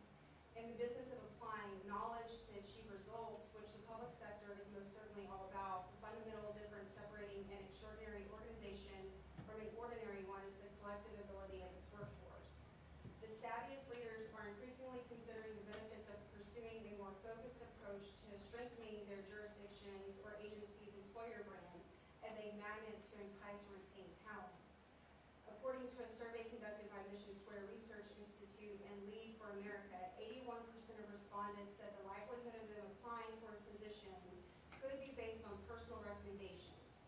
So here in the city of Robinson, we have a huge opportunity to build on our branding through the reputation of our workforce, to have people come and work for us, not because we're the highest paying salaries, but because we have a reputation of taking care of our employees, that we have a good work culture, and that it's somewhere that people want to be.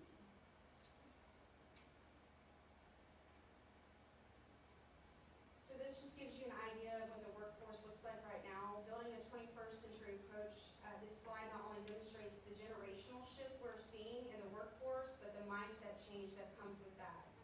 We as a city are looking to attract and retain the next generation of public sector workers and seek to diversify our workforce. It is worth considering how current benefits and work environment align with the factors that are predominantly appealing to younger, early career workers.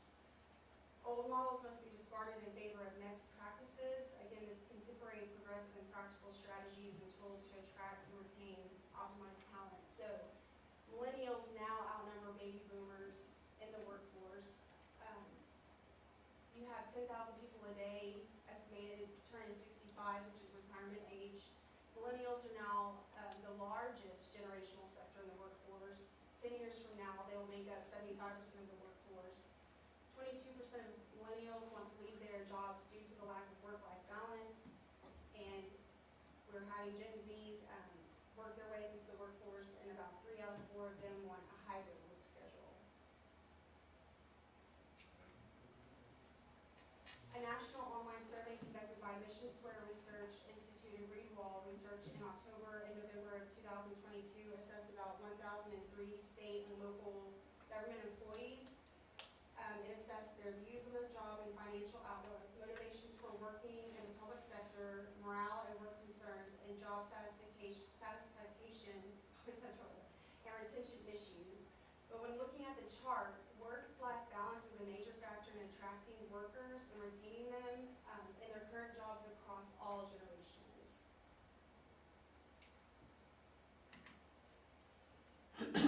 So how do we position our organization as a modern employer? One area in particular that's appealing to younger, early career workers is flexibility, or also known as work-life balance.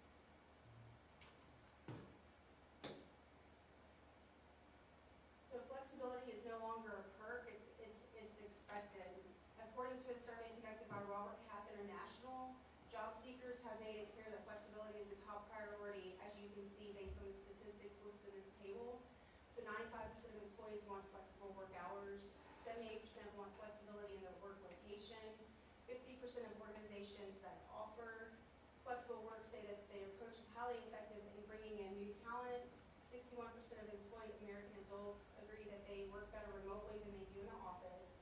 77% of job seekers already employed believe the option to work remotely is important in a job posting. Employers who include a remote work option are currently attracting seven times more job applicants. The reason I put that in there is a common theme too that I was picking up on at the most recent GFOAT conference that I attended was your more seasoned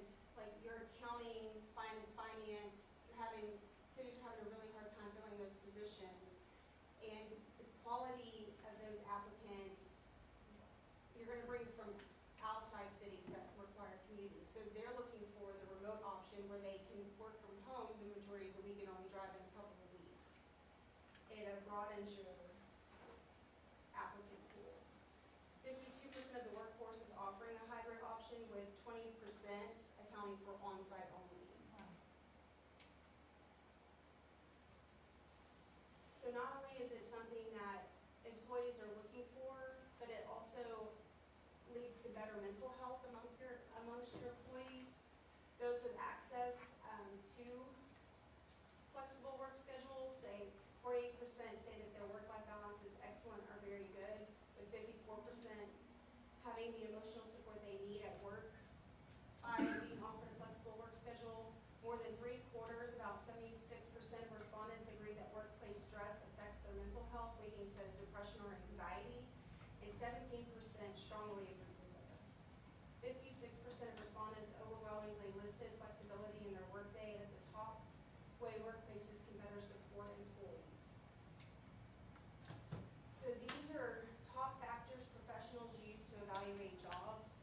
On the left-hand side are the factors listed. The ones checkmarked are things that we currently are working towards or do offer.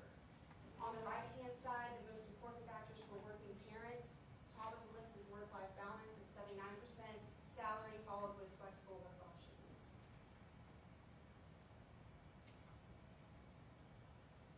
And on the left-hand side, list the 6 most desirable benefits. As you can see, the city does offer every one of those. On the right side is the 6 most desirable perks. Out of those, we offer paid paternal leave.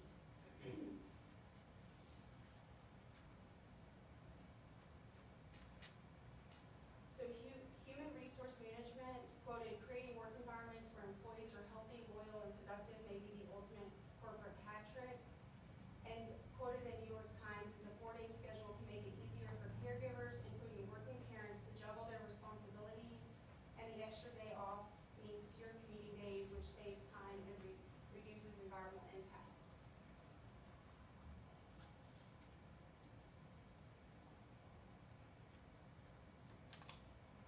So this slide lists benefits of a compressed work schedule. The most common type of flexible work practice is the adoption of a flexible or compressed schedule. This is an arrangement that offers employees time to take care of personal priorities on a day that they would otherwise be at work. It's typically promoted to the public as a win-win, in that it extends office hours on the remaining days of the week to enable government business to be conducted earlier in the morning or later in the evening when people are going to and from work, which we did recently have a customer in to pay his utility bill who was excited that his schedule had changed where he can actually come in and pay. Otherwise, the way his schedule was set up, it wouldn't allow him to make an in-person trip to City Hall. These just list additional opportunities that have been brought up in surveys, discussed in conferences, to help retain employees or attract employees.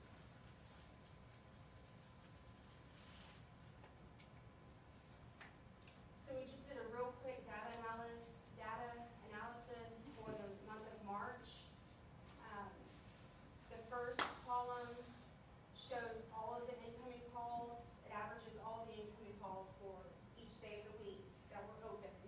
And then from there, it breaks it out to the department that the call went to from there.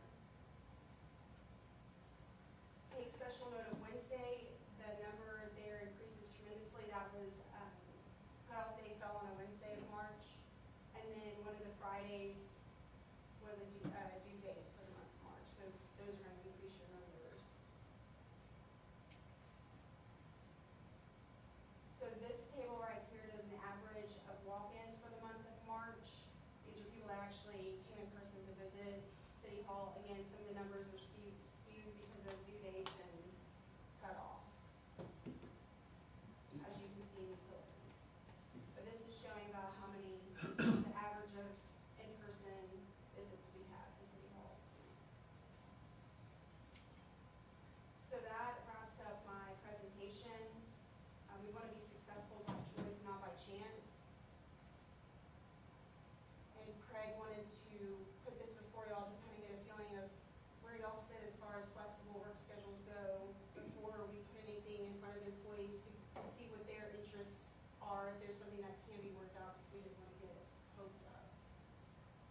mean, some of these things are hard for us to do. We have a handful of positions that might be able to work from home, but a lot of them can't. It's just, it doesn't work that way. But we've had a lot of talk about flexibility of scheduling where we could either, and some of that falls to what your expectations are. We have some positions like utility billing where we could actually, have like, people work 4-day weeks, work longer, so we're open earlier in the morning, open after 5 o'clock. You know, one person work Monday through Thursday, another one work Tuesday to Friday.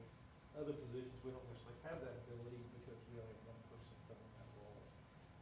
So it may be that on a Friday, we wouldn't have somebody here, or, I know there's some city halls are going to closing at noon on Friday. And that's becoming a more common thing. You know, trying to figure out ways to give the employees a little, the PD has already done a lot of flexibility. Yes. They've got their officer, you guys work, what, 3 days on, and then 3 off, and then 4 on and 4 off. So they have some of that flexibility where they're rotating around and getting different days off. And I think dispatches try to work with 4-day work days. That in reference. Yeah, records and stuff, so they have some flexibility, they've been able to do some of that, we've done a little bit with utilities, in the past, but sometimes that's a challenge, cause there are occasions when we need all hands on deck. So, back during COVID, we actually, to keep them from getting sick, we split them into 2 teams, and had one team work Sunday through Wednesday noon, and the other ones came in at 1 o'clock on Wednesday, and then worked through Saturday. There were occasions, but we could even look at doing 4-10s there, where half the crew works Monday through Thursday, and the other half works Tuesday through Friday, and that way you've got everybody here 3 days a week, and then, so we're still able to do things 5 days a week, but we're giving the employees a little flexibility. But a lot of that's driven by what, there's probably not one size fits all, we have to look at doing different things in different places, but the first question is, are you all comfortable with us doing something like that, or do you want to stay Monday through Friday, 8 to 5? I'm certainly flexible. If you're telling me that our employees are gonna be happier and we get more work out of them, and we don't have, with the existing ones we have, yeah, flexibility makes sense. If you're saying that we need to be flexible and hire more, Yeah, I mean, I we need to hire more, we need to hire more, I know but we it need has to hire nothing to do with flexibility. I'm saying with the existing we have, if Yeah. those adjustments, and that's what Yeah, and that's one of Greg's the department things says, that, yeah, we wanna go to, I mean, there are some places that are going to shorter work weeks, but in some cases, that's gonna facilitate hiring additional people in order to meet the demands and things like that, so. I'm certainly open for working at home as well, for, you know, in here, it's kinda hard to go fix a water line.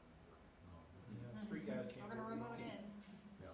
Well, most of them work enough hours to feel like they're at home. I work at home all the time. After you leave here. Yeah, right. Yeah. There's something that I just started experiencing, it's, they call it summer hours, it's only available in the summer. Working Monday through Friday, 7 to 5, and then working, half day on Fridays. Same for you, but just a little bit of it, let your weekend be a little longer.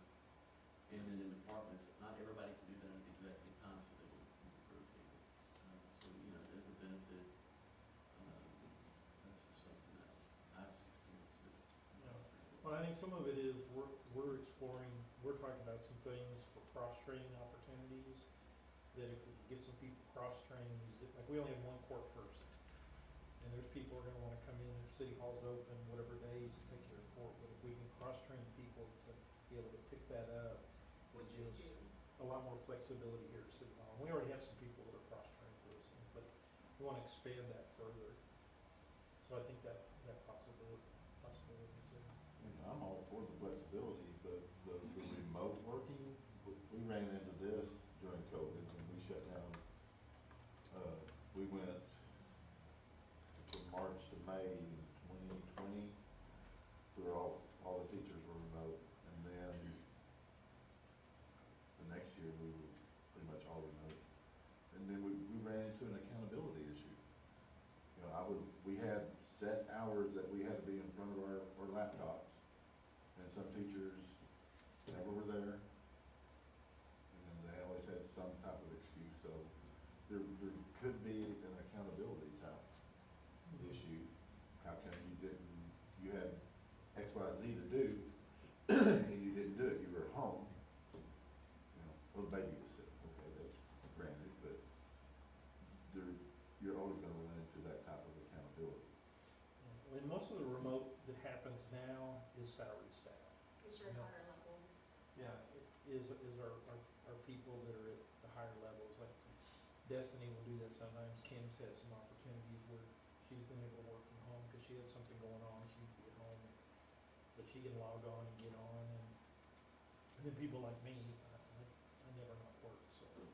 But yeah, I don't think we would really be looking at that for our hourly employees. That just came up with. Yeah, it would be more, the salary employees. Greg works from home all the time. Work for meetings too. Yeah, Baseball games. and he works baseball games, works from. I know the PD can't work remotely. Well, they could take calls from home, and if you had to take on units. If they all lived in the city, they could. This is That's what definitely a way they to do in retain. Hawaii. In Hawaii, they have luxuries and islands, like the island of Oahu is the city and county of Honolulu. And so they have marked units in downtown, but the rest of the police, they check in and check out from home, and they have a personal vehicle, and you stick a light bar on top, it's magnetic. And they'll actually have to schedule, like they'll work from 7 AM to noon, and then they'll go home, and they'll come back and work another 3 hours in the afternoon and stuff. You guys are not going to Hawaii. We're trying I to just- retain you here. I just wanna be a suggestion. Yeah. But but everybody would have to live in the city and stay in the city Oh, for that to work. yeah, that- Because you could respond from calls from home if you had to or whatever, but. The only nice thing about being behind the curve like this is that other cities have done a lot of trials and testing, so you get to learn from them and still off of them what's working, what's not, because it's definitely not a one size fits all. Yeah. And a lot of ISDs are going to the 4 days a week, saving on fuel with buses and food, cafeteria. And the legislature has introduced a bill to prohibit 4-day school weeks. Yeah, states The like. Texas legislature did. Yeah. I don't know if it's gonna go anywhere, but that was introduced. How many Right after the school district started talking about doing it. I would agree that if it's available. The for legislature's salary- always looking out for you. This is a great idea. If it's available for Jeremy salary, does, I Jeremy feel works better. his hybrid all the time. So, one of the studies that I've seen, for every good decision you make, there's an unintended consequence. And productivity, I've seen some studies that don't always go in the favor that you want it to. And then, in fact, I did a course that talked about this, that said that there are liabilities that come with work from home that didn't exist before. And you're liable for a workspace that you can't control. Like I said, I don't see us, other than some department heads working from home, and that's just, I mean, sometimes they've got a deadline they've gotta do and they're sick, and they'll stay home and they'll work from home, and I don't make them burn a sick day if they're working from home. This is There's the no way the reason for it. workforce is going. It's Yes. going this way. Yeah, but right now, we just don't, I mean, maybe finance could work from home, I don't think either of them would like, just knowing the two that are there now, I think. One of them, she works here and then she works at home and then she comes here on her days off from work, so she's not gonna change, but yeah, I can't think of a lot of opportunities we have for just the hourly workers that would be a work from home You know, like I situation. said, the majority of the remote work is being offered to your higher level positions that people are having a hard time recruiting for because you're having to pull out of further away cities. Well, like Bert said, if it makes happy employees, you know, Business sense. You can get the same or equal or better performance out of them. Leaving a light bulb off saves money.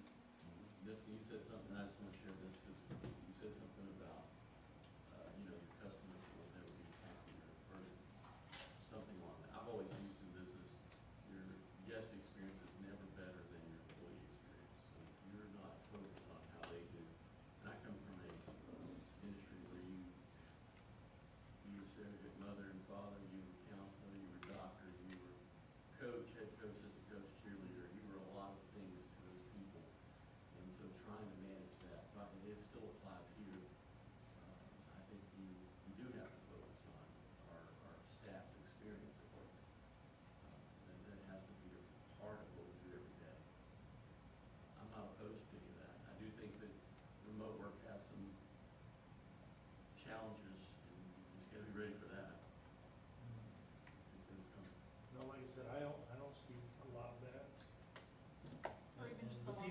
people that Friday would off, be doing Monday it, off. the people that would be doing it are already, just because of necessity, because there's work that has to get done, and for whatever reason, they have a child that's sick or whatever, but they've got a deadline to meet, so they stay at home and they work.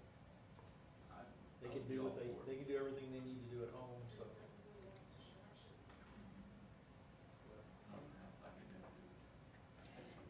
And my son was working in California, and he would have to leave at 5:30 in the morning to get to his workplace for 7.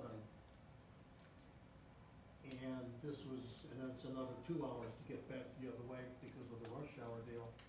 And by the time he'd get to work in the morning, he'd be so stressed out, he didn't wanna have anything to do with the job, and have to be there that whole day, and then look forward to that drive back home. But now he's in Alabama, it's a 10-minute ride, and he has flex time, he can call in whenever he wants to stay home, but he says, I just as soon go in and see the people, and I'm a lot happier by not having to deal with it, because he has that option whenever he needs to take it. If you have that option to increase your mental health, it's so much better.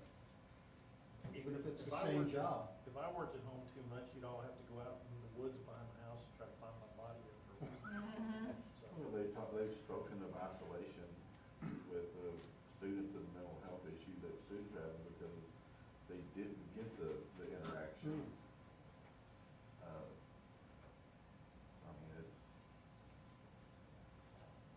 We're just sociable type people. If you've gotta have people around you, you just can't look at the screen all day long with nothing else to give you any other input. You have to be able to just bounce ideas off the wall if nothing else. can't have someone just walk by your office and say, Hey, what's up? You know, all right, so I think we got Mark.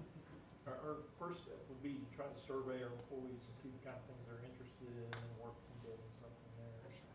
now currently y'all work 8-hour days? Yeah, We go to 4 10s? well, I think, have you got some of your guys on 410s now, or are you all still working Monday through Friday?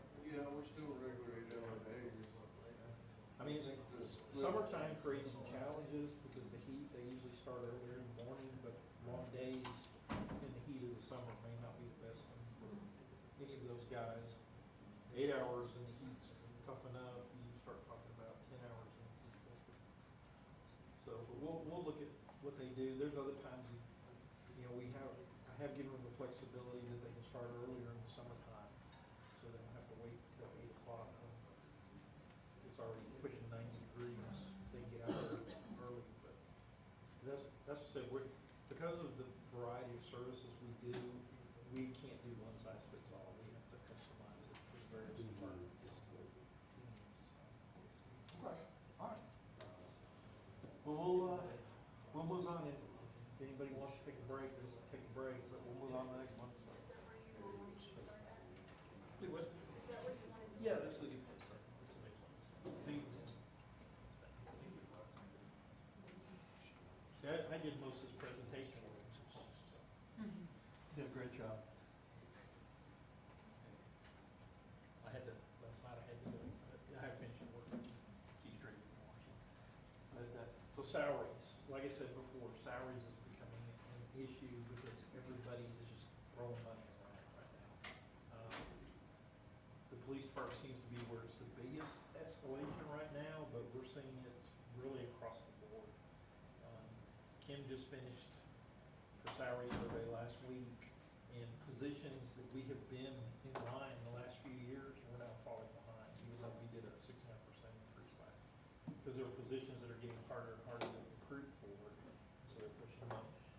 One of the things we're running into, well, like I said, we've lost employees to Hewitt, we are losing employees to Bellmead now. Bellmead is now paying more than we are. That stinks. They're paying their police officers $4,000 a year more than us, and they're talking about going up to $60,000 in October.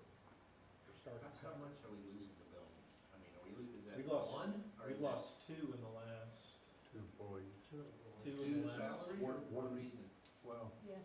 one of us was Strictly salary? Not strictly, no. I would say you don't usually just go to Bellman for But- money. But, but a big part of it was in fact salaries, Officer Logan, Okay. who went there. For a couple reasons. One, a big part of it was salary, because they had the $5,000 signing bonus. And it's also because you wanted to come be taken. I mean, to be fair, it was twofold. But it was, What I'm saying is there are factors there, that are reason. And some of the other things we talked about too, but salary is an issue. And we're at 51 for police officer starting salary right now. And, like I said, they're at 55, they're talking about going to 60. We're actually closer to Bellmead than we are to Belmont. We're closer to Hewitt than we are to Belmont. Waco's had a bonus for a while, haven't they? They've been doing something, but. Yeah, they've just recently pushed it up to 2 years. 10,000, what I understand. Ever since Chief Victoria And then pretty much took over. Temple, probably, gosh, they're growing. Yeah, Temples is kind of, that's up to, it kind of depends if you're licensed or unlicensed, if you live out of state or in-state, and then they're also paying relocation. So if you're a certified officer in another part of Texas, they're giving you a bonus plus a relocation allowance to go there. But, and again, I'm just giving you some examples that it's getting a lot more competitive. So as we go For forward. me, I'm looking at Hewitt and Bellmead, I'm not paying attention to Waco, so. Just on that first. Right. But they are out there and they are Sure. dabbling the carrot. Yeah. And again, you don't have to match them, but if there's things we can do to close the gap, plus offer things that you won't get at those bigger cities, Right. that's what we wanna do. Because the numbers will be big enough that people will start to. So is it, so in saying that, is a sign-on bonus or higher salary more attractive? Both. They got both. Well, they're getting both. It's both. It's higher salary and the bonus. Higher bonus.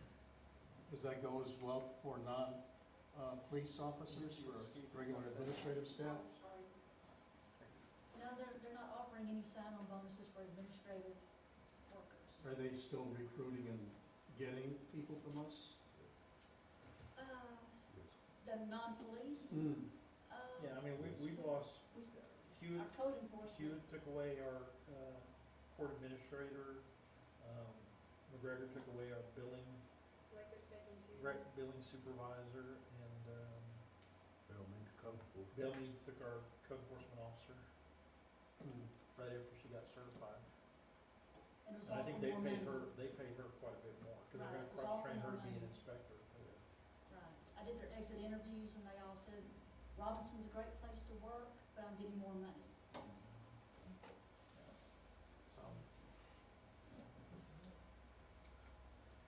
So she just completed the salary survey, and I took all the positions that were more than 2.5% below the average. And again, this is, what do we do, about 8 cities, 9 cities? I think 9 Yeah, we do responded. 9 cities. We basically look at cities smaller than us that we could pull away from, and we look at the cities that are pulling people from us. And so, we take that average, and we take the average, and we look at, the salary range there, and also the average. And some of our people, some of our positions are in the salary range, but our employees are at the lower end because they haven't been here very long. But they have, in some cases, our salary range might be a little higher than other places, so as long as they're progressing through the salary range, they have, you know, I think there's not an incentive for them to leave unless somebody just says, I want you and I'll pay you the top salary you pay. But so this is where, all the positions are more than 2.5% behind right now. And you can see, we did a huge jump in the police department last year, and everybody else did a huge jump on top of us. I think Hewitt did 5% cost of living and 2% steps, so they did 7%. So they didn't jump forward as far. We're at 51, they're at a little over 53.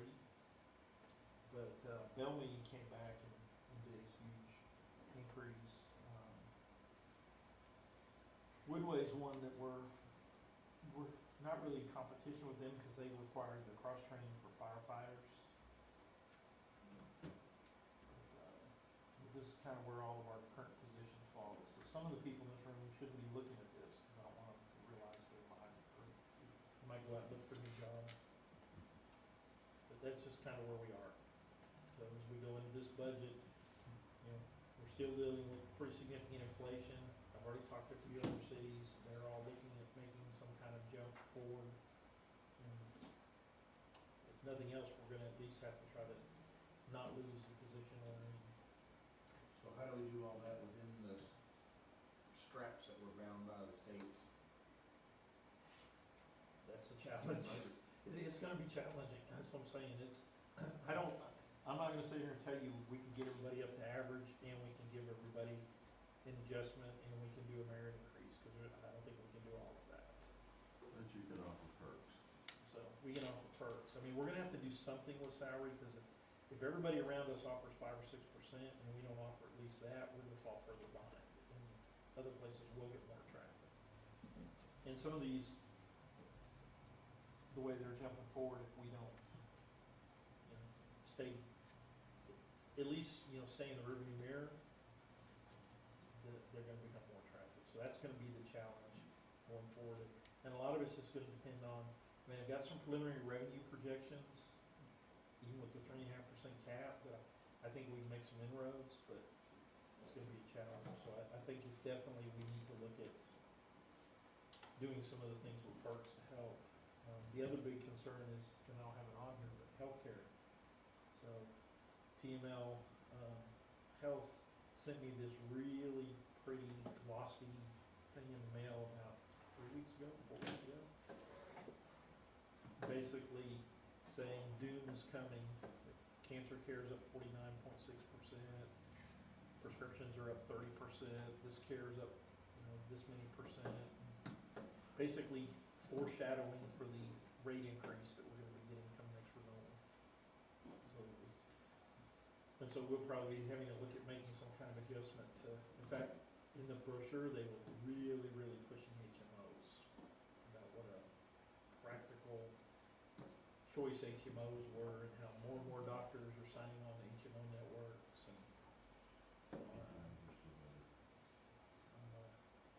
kind We of, contract with them and go back to TML, you know, maybe we shop it. so, that's another whole challenge. I mean, I thought I was on that path this year, and said, I'm gonna give everybody, any service I purchase, and I'm gonna find somebody better and cheaper, because I was so loyal to these people, and then they weren't being loyal back, because my insurance rate was going up, and found out I didn't have the best rate, so, but, you know, it might be a good idea to shop. Well, and that's, a few years ago, we actually met with a few brokers and, you know, we said, this is what we got, and they said, well, let's look, and they came back and said, yeah, we can't beat what you got. So, but we already talked about other options to look at what's out there. I mean, right now, TML is providing their insurance through Blue Cross Blue Shield. And that's who's managing the plan and who, TML pays everything, but that's the folks that are managing it, so. But, yeah, the costs are just, it's like everything, costs are going up, and then, you got, Even like, Baylor Scott and White, even though we have Blue Cross Blue Shield as well, same TML, but your co-pays aren't effective, well, they're gonna reverse this, but they attempted this year to start paying a estimated cost of service fee. Percentage of your estimated cost. What they would estimate what you're about to have to pay total. So what should have been a $15 copay, I have to pay $99 for. Now, I think they caught so much flack for it that they were about to walk it back. But even our area, even if you have a great insurance plan, the facilities around may not honor your copays, and they may be doing something. yeah, we had a few months ago, we were getting notifications, our employees were getting emails from, it was for Providence, right?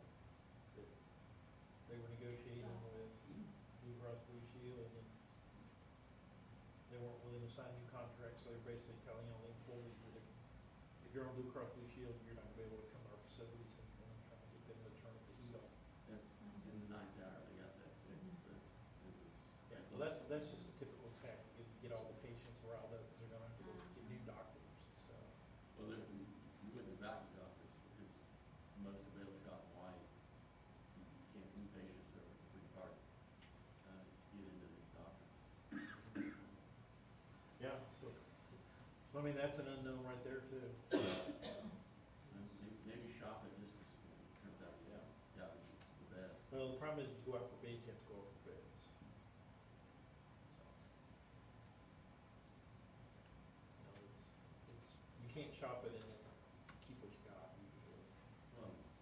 go to everybody, including your current, and shop it. And sometimes when you shop it to them, they'll actually go up more than they would have if you stayed with them. So, it's just, it's a, it gets more and more challenging, but it's still the same kind of routine every year. TML actually works pretty hard to keep the costs down. There's some things frustrating because they don't have the level of staffing sometimes. So people have to talk to people that don't quite know what they're doing, but they're not the ones that are actually doing the health insurance. They're more administrating the payments and stuff we do. But yeah. So, but I anticipate that a lot of the increases are gonna be driven by, not necessarily driven by TML, it's gonna be driven by the healthcare industry. I think they're starting to push back and saying, you know, we want higher reimbursement rates, and things like that, and we'll continue to carry these insurances. And they're pushing, they've got some new surgery thing where there's a group of outpatient surgery, where you schedule your surgery through them, there's a discount, and so they're encouraging you to do that as opposed to just doing whatever your doctor sends you to. So they're pushing a lot of those kind of things, but it's just like everything else costs money. I think we're seeing costs go up on everything.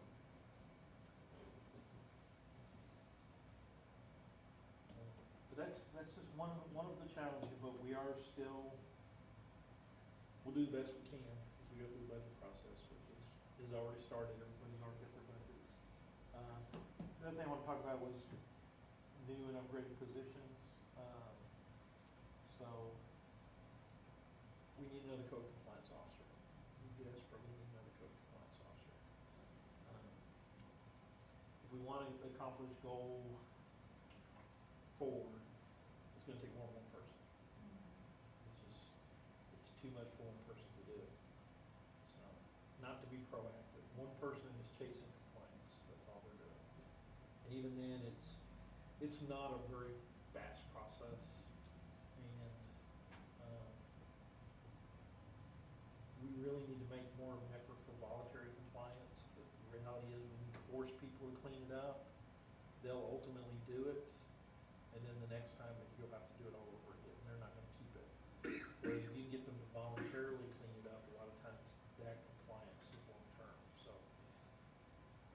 So with our new code enforcement officer, he and I already talked about wanting to maybe do more of going into problem neighborhoods, taking advantage of these roll-offs we get from waste management, scheduling a cleanup day, talking to churches, bringing some people and help these folks clean up their properties, so. But if we're gonna do that, we're gonna need more than one code enforcement officer. Like I said, at one point, Marissa had about 240 open code cases, and all the people who file the complaints are calling every day wanting to know why you haven't cleaned it up yet, and all the other people are calling every day, cussing her out, or calling me and telling me that she's harassing them. So, you know, it's both sides. You're not going fast enough here, you're being too aggressive on the complaint side, so. We need to start looking at adding a water plant operator. We're gonna be in a position now to start running the plant more, and we have 3 operators. And in summertime, 3 people trying to cover 7 days a week is pretty tough. So we need to do that. We also need to, start talking about hiring somebody to hopefully be here when Greg decides to go, because there's a lot of institutional knowledge specific to our system and our plant that even a guy who's run their plant somewhere in Texas for 10 years probably isn't able to be able to just walk in and pick up running our plant, so. Greg, do you have anybody that you can step up to your assistant position now, or do you have that in place? We've had that discussion, it's undecided, put it that way at this time. Okay. All right. And then 2 position upgrade, one is, we have an open sergeant position, where we can upgrade that to assistant chief of police. And then I'm also looking at upgrading Destiny from assistant city manager to director of administrative services, which I would basically put her over everything here in City Hall. And that way we can pull everything together and get people cross-trained and get around some of the separations, I guess, that exist between different departments, because they all are under different mid-level managers, and I don't have the time to go in there and spend every day dealing with them, so I'm going to. Wouldn't a lieutenant be the logical step up to assistant chief, or is that Okay. different the way? What that means is, we just had a vacancy occur, a couple months ago. Administrative Sergeant Gary Young retired. Yeah, And no, I this have- isn't promoting a sergeant, this is taking an existing sergeant slot. Oh, I have okay. not- I'm not- Upgrading it to assistant. Okay, I've not filled that position. This was to take that slot, use what salary funds would be there to go toward an assistant chief position. Okay. Not go from sergeant to assistant oh, chief. okay, It's reclassing an authorized position. Yeah, just Okay. change, Yeah, we would be upgrading the position. okay, eliminating the sergeant position and making a new one assistant chief. okay. That's what that boils down Right. to.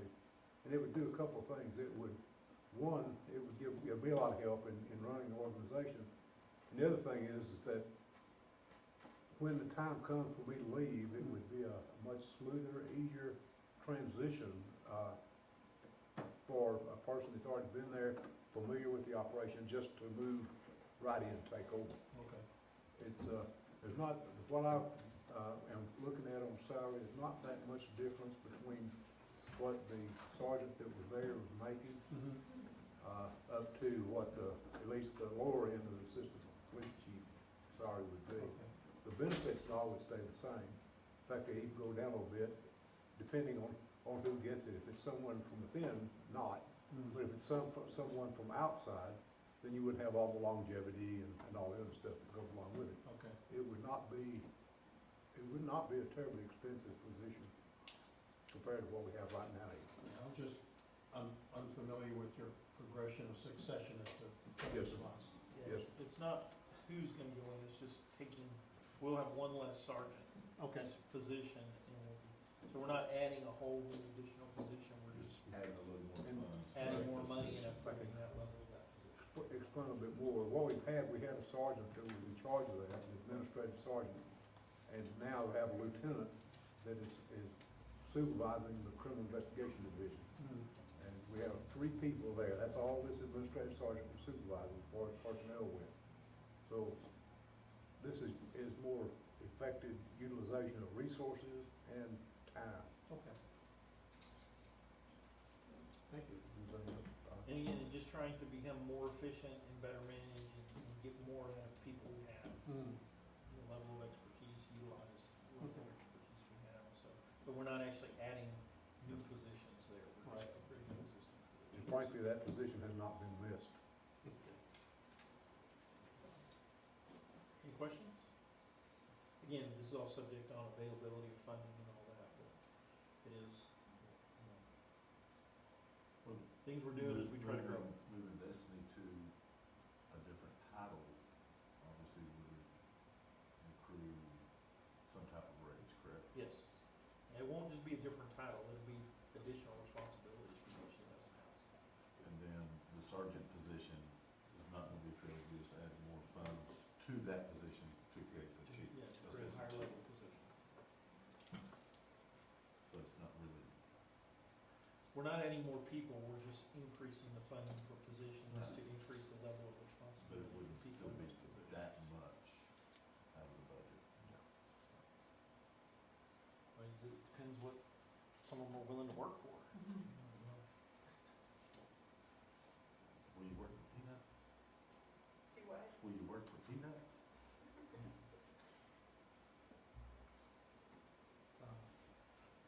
So that kind of takes care of all that. You know, I'll just add here from a budget standpoint, everything's going up. So we will see what we can do. But it is a challenge, it is especially challenging because we have a cap. And,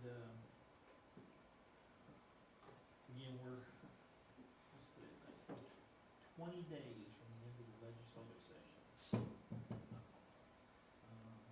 gonna be a wild ride, because there's some bills out there that are moving, and sometimes they get killed, and then they get added as amendments and stuff, but they're continuing to come at us, so, you know, right now, based on our size, we have this de minimis rate thing where we can go up 3.5%, but we can also go up to 500,000, if it's more than the 3.5%, we can do it without requiring a vote.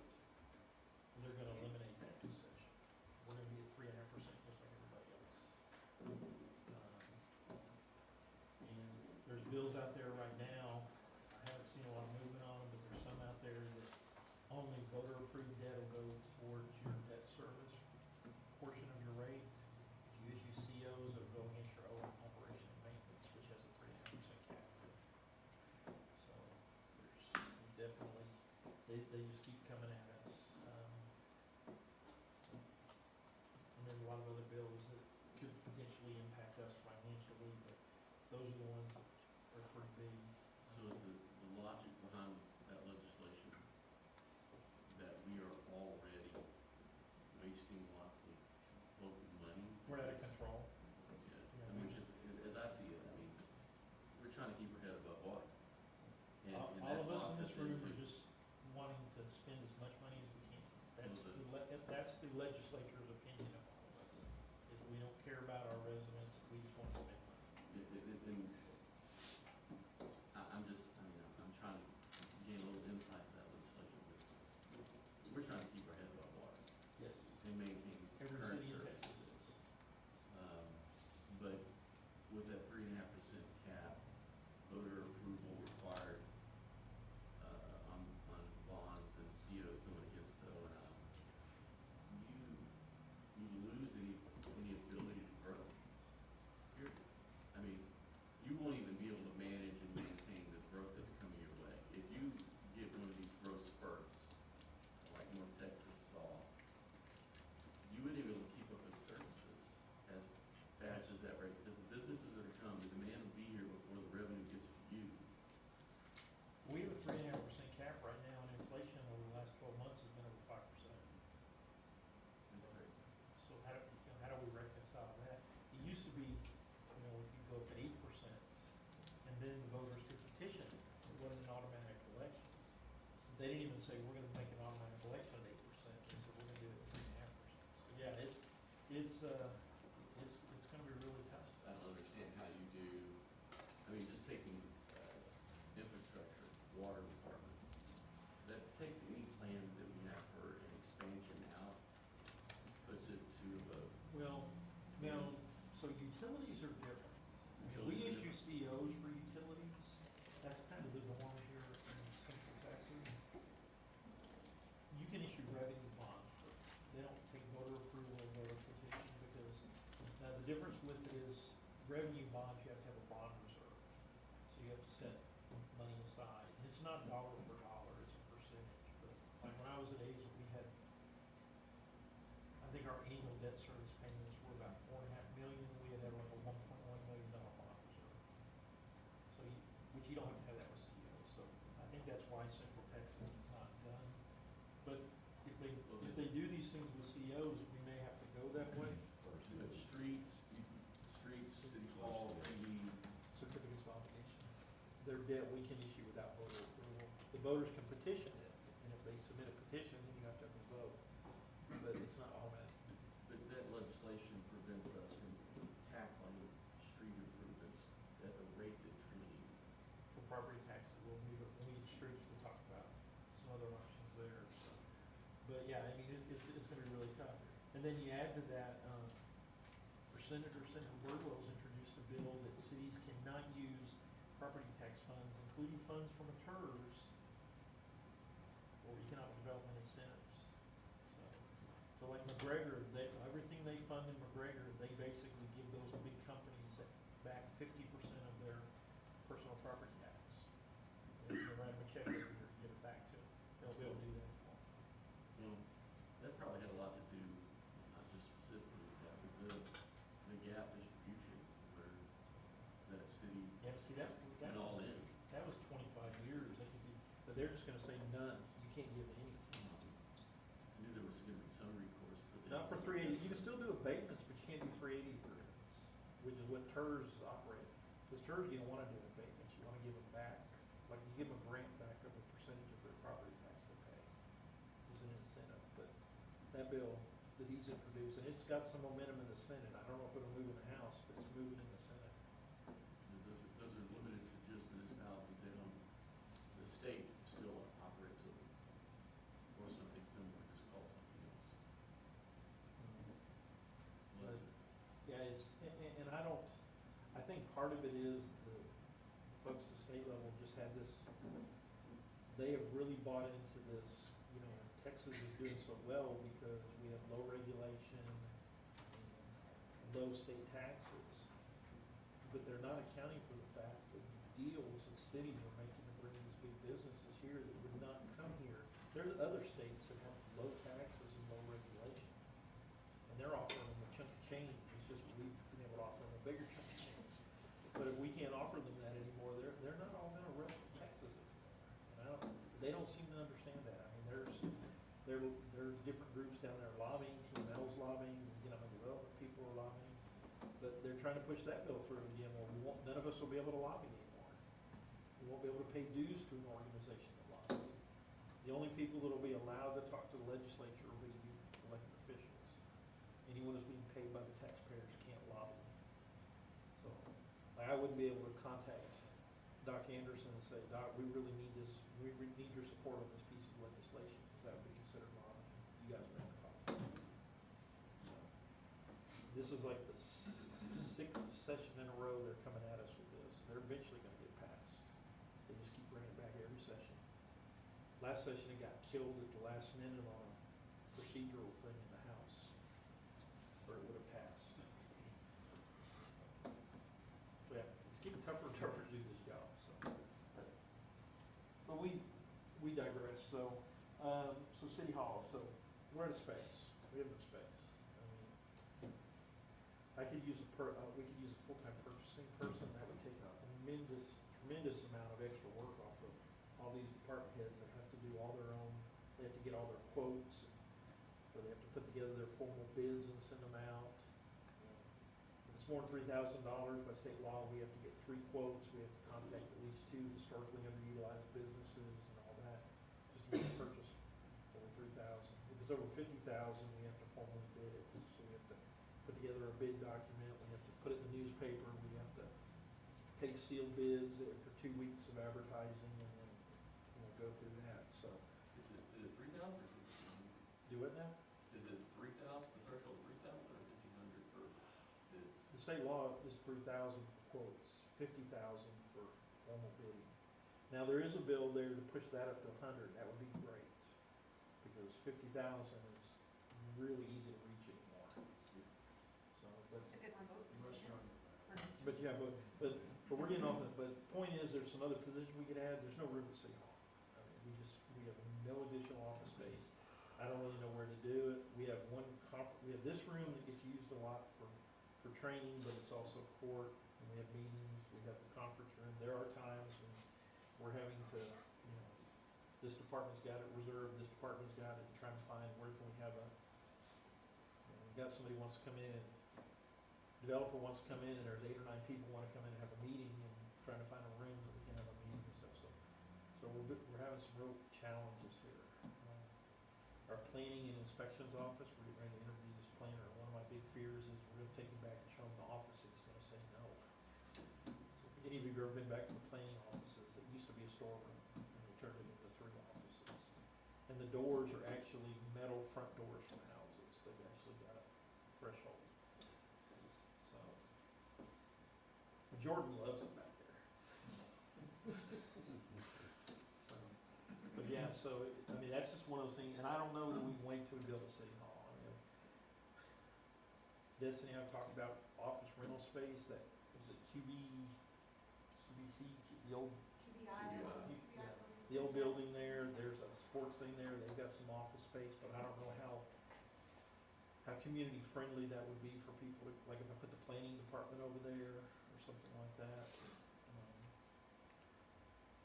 Trying to utilize space, that would be a whole lot better if somebody would build like a little office building across the 77 that we could lease space in. Who's got the building behind, like where the old Dollar General used to be, behind Dairy Queen? That like abandoned strip mall. Shopping center. Yeah. Robinson Shopping Center. I mean, nobody's there. It's just completely abandoned building. Yeah, I mean, that's one of the things we're gonna talk about, is we wanna, in the interim, look at seeing if we can acquire some lease space or something somewhere. That's so old, it might not be able to. Try to put I some. know. It's probably down then. That was old, I don't care. Mhm.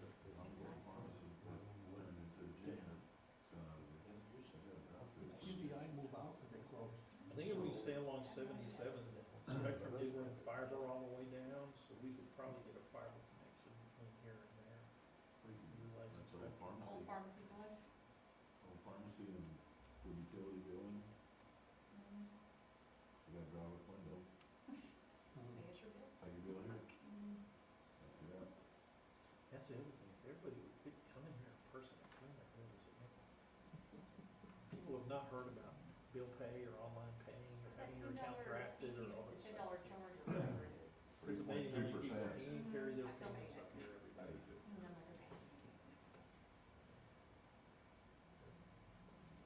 But I just wanted to see, I've kind of looked at, could we reconfigure it, because we've got that big foyer out there. It's a really big area, it's just kind of nothing. Then you go from that big lobby to the other big lobby. But I don't know that there's anything practical we could do to try to reconfigure anything here. I mean, I've looked at, could I take the conference room and stick my office in there with the conference table, but then half the time I wouldn't be allowed to use my office because the court would need it, or the PD would need it for a staff meeting, or, so. I can work out of my car, and put somebody in my office. I can work from home. There you go. Work-life balance. Problem is, anybody calls me on the phone, they have to listen to my dogs bark. There's My golden an retriever, if I unutilized spend any time city talking on building the phone, You're will not start paying barking. attention. Yeah. Right across the street, right across the parking lot. What? Firehouse. Firehouse. Firehouse. Put city offices in the firehouse. What about the church? The church back here, it needs to get knocked down. It's got huge foundation issues. When's We don't everything have wrong? foundation to, Well, I mean, you got gaps that wide and the floors are angling like this. we need to remodel the wrong side. Feel it and go, you only need a few years. Wow. Oh, we'll go over there one day. Remember the top part about wanting to retain employees? Yeah. How about the firehouse though? Put you in a building and when you have to go into the restroom, it's a downhill run to the toilets and the urinals. Yeah. We just bought them a fire truck, they should at least let us use their building. Mhm. I don't know that they have any empty offices over there. Jimmy would know. What's that? What available space do they have over there that could be utilized during the week? I mean, they've got their They have a treasurer day guy, room- they've They got have a their day chief. room upstairs that, I mean, it's a big room that is, way under your. It's a lounge space, and that's it. We could make it the PD conference room and at least get them out of our conference Oh, maybe the PD chief's office. Yeah. room. Or the PD chief's office, yeah. Nice. You trust being that far away right now? No. I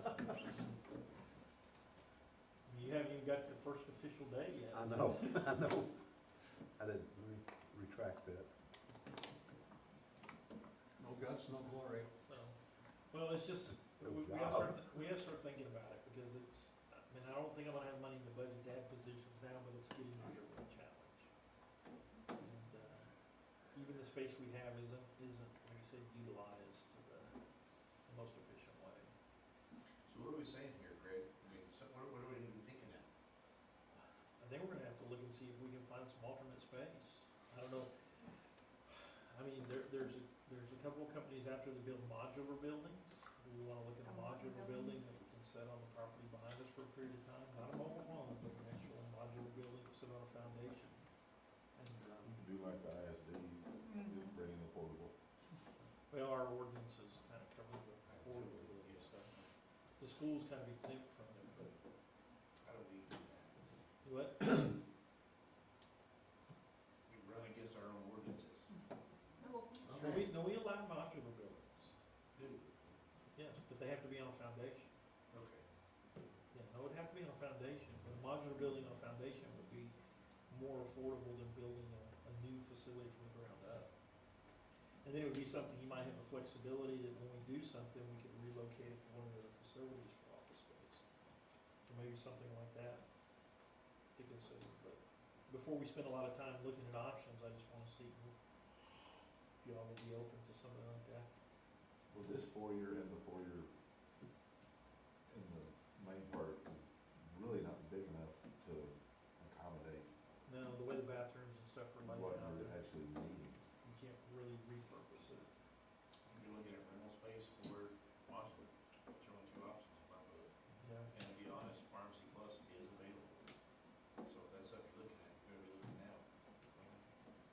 just having the ability to be, That's a good sized space. Yeah.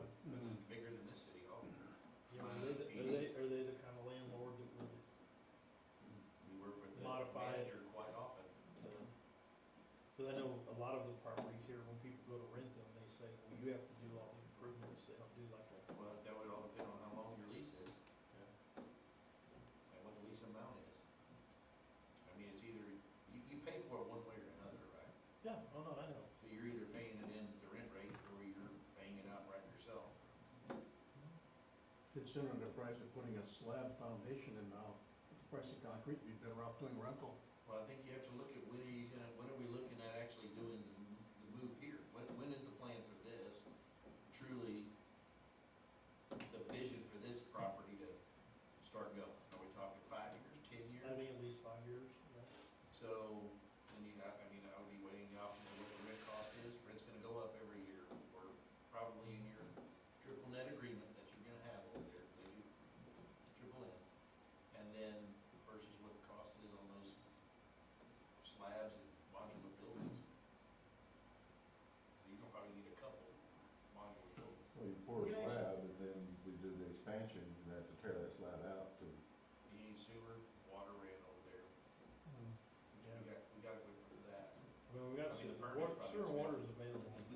Do what? Sewer and water's available. We don't have to extend anything, it's all, we got sewer and water all around here, right? Yeah, so.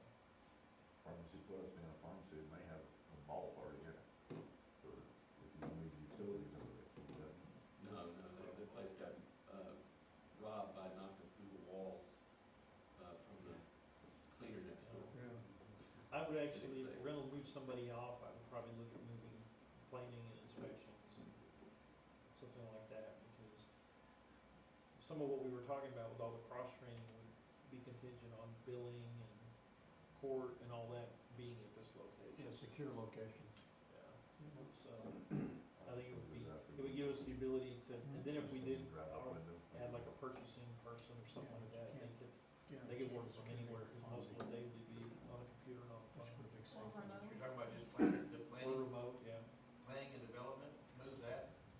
Yeah, You don't where need you have to one, space that you have large. one location you go to for everything. You go for your permits, you go for planning, so that we have a room they could, you know, sit down, meet with developers and stuff. If I need to go, I can just drive up the road and meet with them.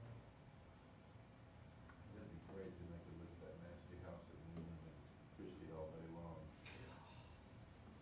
If it's a person kids coming. Is that a daycare? No, it's like 10 families living there. Are they living in the portable building too? No, I think they moved in, they moved it out. Still have a fence around it. Okay. What? Something to think about. Yep, just take the money. Somebody has a place they wanna donate. If it has a big property, we could build a sports complex. Okay, I'll find it.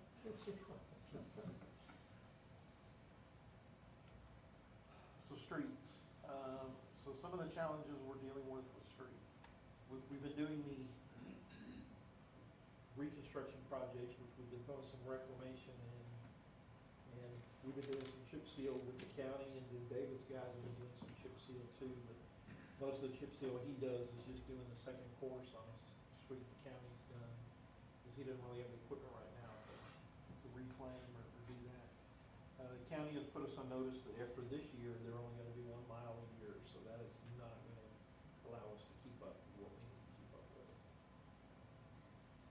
We're at 7 years if we're lucky on the chip seal, and we get more than 7 miles of And that's, streets that would have to be done. is that something that the county is limiting to all cities, not just our district?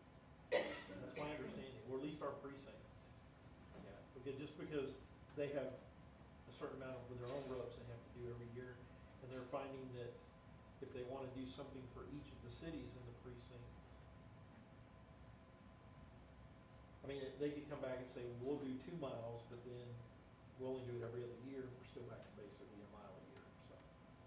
But I mean, I get it, they have the county areas they've gotta do, and they have a crew that's only a certain size, and that's all they can.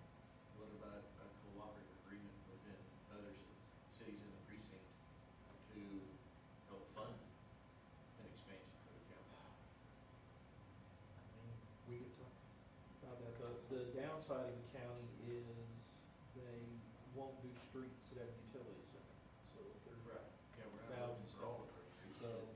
So even there, well, that's a little bit of what we talked about, is so I've got David doing some, he's got several pretty good equipment operators right now, and so I've asked him to explore, you know, if we could rent a reclaimer that we could operate, you know, and all we're doing is basically building these roads up and redoing them. We're not trying to go out like we did last time and line them and all that other stuff. weird on that one. So, That was the failure of administration. yeah, but that whole way they went about that, we were going in and tearing up asphalt streets and replacing them with chip seal streets. You know, we were trying to lime stabilize streets without having any geotech work done and not making sure what the depths of the line were. We're just talking about taking the streets that have already been done, basically grind the surface up, mix it in, recompact it, and put a chip seal on top. We were also talking about, Greg was opened up for 9 months, Well, over 9 months. there's other things that have to be done, Greg. We're not talking, There's something else. we're not talking about Greg, we're talking I was about thinking just, timing of getting the roads complete, because if we're doing it in-house again. And that was probably one of the most painful times in Robinson, going through that program. And you talk about unhappiness in the city. And there was probably only like 2 or 3 streets being done at one time. There wasn't like a whole bunch of the counties were up, but it was a mess. and we're not talking about trying to take on what they did then, we're not talking about trying to do every street. We're only talking about doing those streets that are chip seal, grade streets, so that we come back and do them every 7 years or so. So we're talking about a few of them. I mean, his guys, we were doing with the county, where the county comes in and they mill it up and they compact it, and then we come in and chip seal it. We actually had one rocket where they did all that, there wasn't enough rock, so his guys actually brought in more rock, mixed it in and recompacted it, and then chip sealed it. Rockets, I mean, it's still holding up pretty well, so. Yeah. But yeah, this isn't a case of we're going to do every street in the city and we're gonna do 5 and 7 miles a year. We're talking about the county can do a mile and we can do a mile and a half or 2. That We we think, still have our bonds. yeah, we're still gonna have to do all that. And the other thing is, so the streets we're reclaiming, right now, we're reclaiming streets as part of the big construction projects, but that's really not a cost effective. Dave and I have talked about this. These curb and gutter streets where the curbs are in decent shape and the road surfaces is just in bad shape. He's been micro sealing them, we could just overlay them, or we could hire these paving companies to come in and reclaim them, where they're just gonna come in and, depending on how much crown, they may strip off the old asphalt, or they may just mix the old asphalt in with the base, and then they're gonna recompact it, recrown it, and put a new asphalt cap on it. We don't have to go through the engineers and all that extra expense, because that's considered maintenance, and it doesn't require engineered plans. And the city I came from, that's how we did our, and we had the county did some of them, but the other half of the city was in the county that couldn't do it, and we contracted it out. We actually hired, we had to bid it formally, because it was over $50,000, but we would do $250,000, $300,000 worth a year. They would come in, and usually it'd take them about 10 days from the time they started. And we would just say, you know, this street, ready to go, the curb, you know, there might be a section of curb and gutter here and there that we had to take out ahead of time and replace it.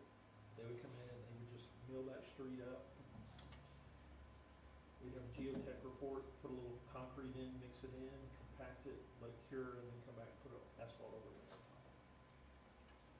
And so, you know, if we had somebody who could put the bids together and all that stuff and bid it out ourselves, I mean, when we add it to the engineering cost, they're charging us 15% of the cost of designing all that, and it's really not. So those are things I've asked him to look at and expand.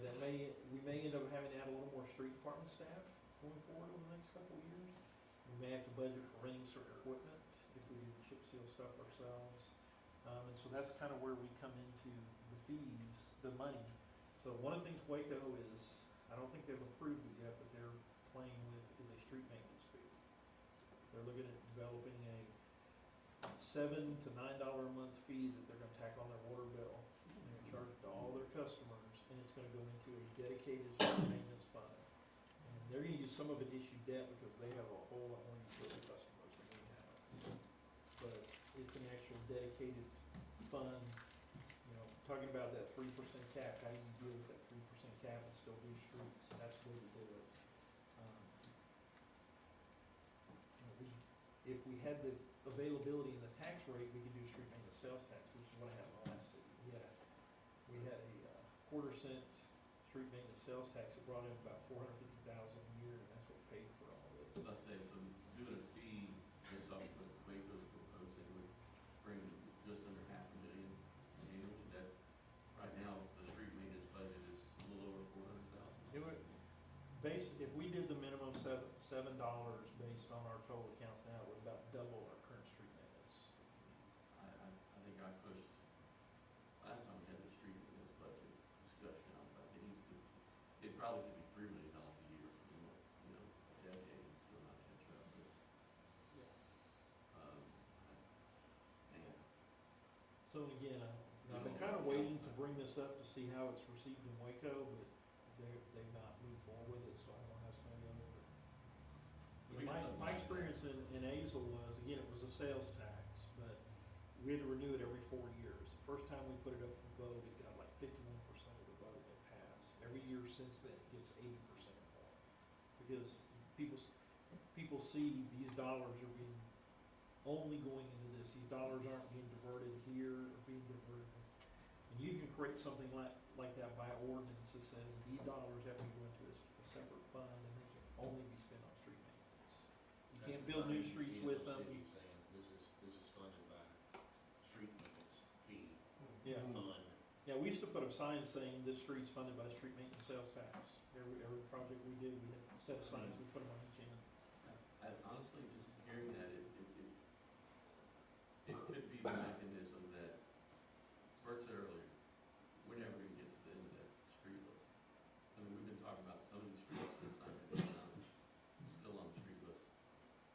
That could be a good step in that direction. It won't solve all of our problems, but it But would close the gap. we're gonna have to probably issue some more debt in the near future to take on more, because some of the streets have to be reconstructed. They're just not gonna, you're not gonna reclaim those streets. I mean, San Benito, Dawn, those streets over there, they're shot. You can't just reclaim those streets. The curbs are like this. There's places where the road's sunk that far. I mean, you can't just reclaim those. Remind me the rate study for the water rate study. When are we looking at implementing that? Probably January, but for the majority of our customers, it's gonna be pretty flat. It's only gonna really go up for the higher users. If you remember that chart that they showed, I thought it was gonna go down. It's gonna go down for some of the lower users. Well, that's what I'm saying, that would be a great time to tie that in, at the same time. If we get more commerce. That way it went down, that went up, and they're not seeing much of a change. Well, in that study, residential was subsidizing commercial, so if we get more commerce, obviously. Or just have commercial pay for what they're using. Right. Yeah, and the higher users have to go up on the rate. What was the usage rate or the usage to qualify for the higher user? What was that amount? I think the first break, so for those using 3,000 or less, the price was actually gonna go down. And then if you're 3,000 to 10,000, it's gonna be, I think, a little bit less than it is now. And then 10,000 to 20, it made a pretty good jump, and over 20, it made a bigger jump. But I think we're gonna probably tweak those a little bit for the final thing, probably push those thresholds up to maybe 25 before it makes a real big jump. What's the average residential home usage? I'd have to pull that, they showed that bar chart where it had kind of the graph, and, like 80s, it was like 84% of the customers were using average year round, less than 15,000 gallons a year. Well, last water bill showed like 160, but is that 1,160 gallon, was that just the meter? No, the 160, you had 2 zeros to it, so it'd be 16,000 gallons.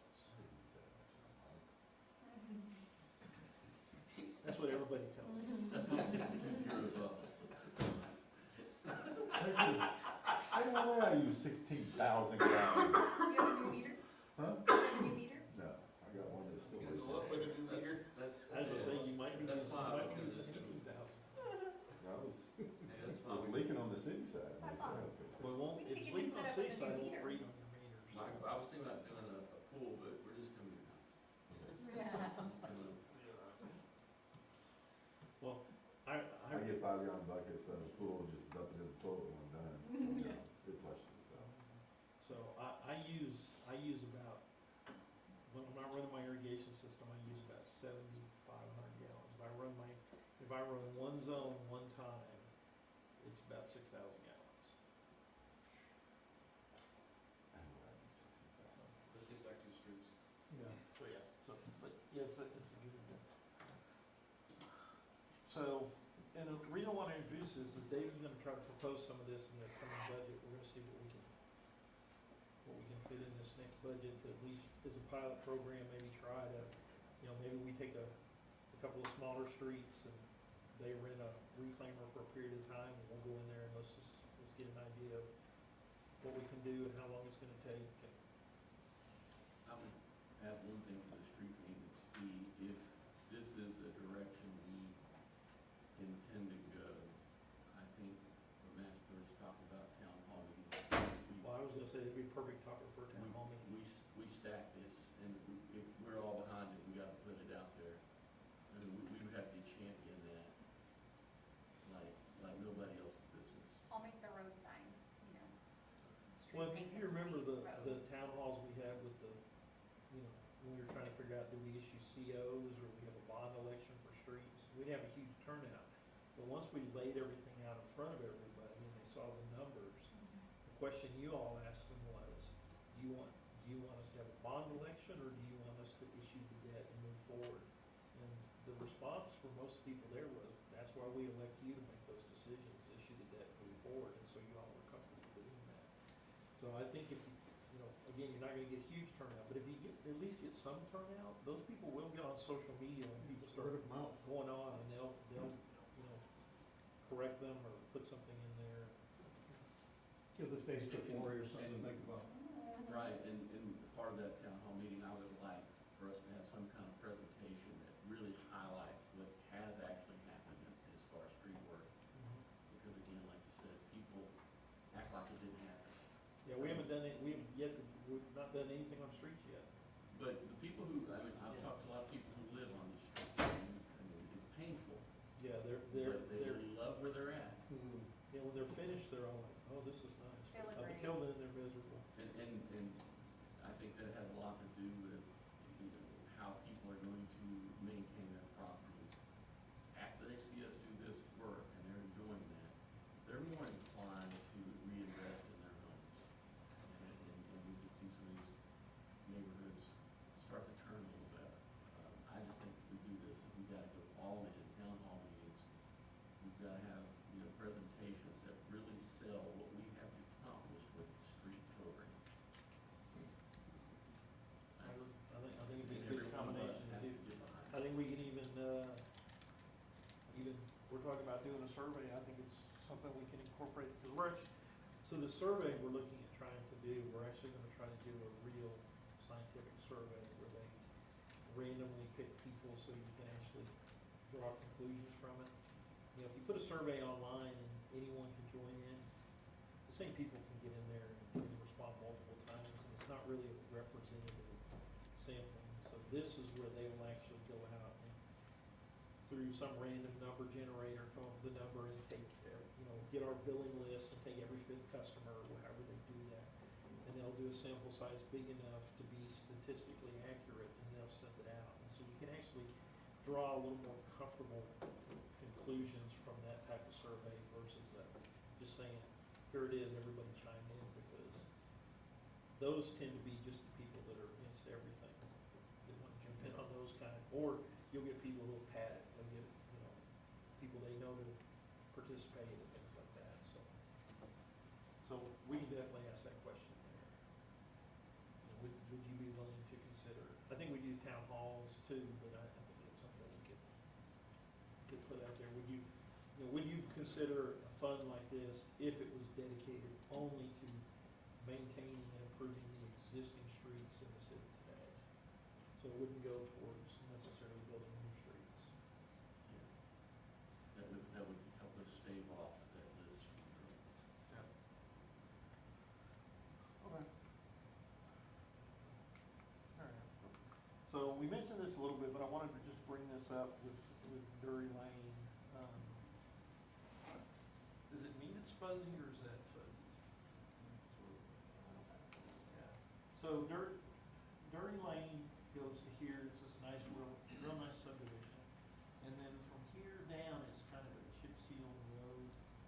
I guess it has asphalt on it maybe, but it's just a narrow, no curb and gutter. Apparently this used to be the driveway that came in and went to this house and went to the houses back here and went to a house back here. So some years ago, and it's fuzzy, you can't see it, but a guy named Arthur Fletcher bought this property. And in the deed he got, in the deed it said this was basically the roadway for these other properties. This property still belongs today to Arthur Fletcher. He owns very. Trilogy buy that property? Or they maybe rent, is a rental. They may have bought the other property. This piece of property right here is still owned by the Arthur Fletcher Revocable Trust. So, but the other problem is, and this came up in the zoning case last week, but it's been an issue, I've noticed it driving. So if you're coming north on 77, and you wanna turn left in Drury, you get in the center turn lane right here to turn left. And you're coming south down 77, you wanna turn left in the Baker, you get in the center turn lane to turn there. If two cars are coming simultaneously, they meet head on right there. And then they both come to a stop and somebody waits for the other one to move. Same way at Tinsley and 77. Yeah, Tinsley's the same way. So, it may behoove us going forward to visit with the owner of this property, which this property here actually goes like this, goes in front of this house, and then goes all the way down here to where the McDonald's is, to a little point, and then comes back over here. But I think as 77 grows, there needs to be an effort to realign this roadway and put these across from, even if it ends up not being signalized, at least you can make the left turn without somebody in front of you trying to make a left turn. When that development was done, that your, development was done, that development stopped and it was just a gravel driveway, built. It wasn't even paved. And I remember people complaining about that. That was supposed to be a gravel drive. I guess the city paid it? Do you remember? The city paid it? Yeah, We wouldn't pay somebody else's driveway. The city went out there and did something to it. Yeah, well, it'd been really nice if we would've tried to acquire it, but we didn't, so. I already talked to Mike, and the good news is it's only appraised at $890. So Mike said we should call them and offer them $1,000, cause they're paying a whopping $18 in property tax a year on that. The trust is. But this is stuff that just, it's like a never-ending thing. Every time something comes up, and somebody asks a question, it's like, oh, look into that, and it's like, why did I look into this? But it's just another one of those, but that's one of those things, Tinsley's gonna be a lot harder to realign, because everything's built up over there. They can just make it a safest way there. Of course, that's TxDOT.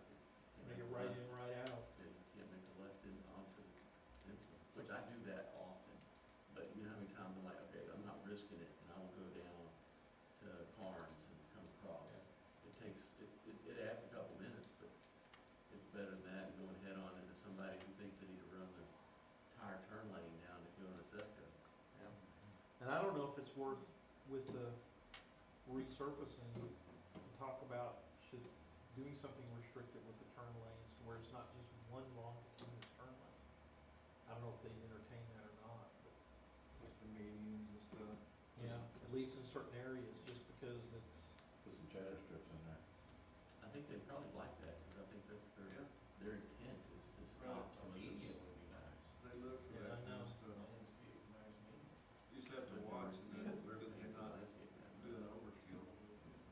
Yeah. And be careful what you ask for. But I can tell you from experience, in places to the north, there are roads you drive down, and there'll be a street on the other side, and there's been a place to make a left turn, and it's a solid median. don't have to have a left turn for every single street. So if you have those where they're not aligned properly, that could be addressed. It's just people live there aren't gonna be happy because they're gonna have to go around.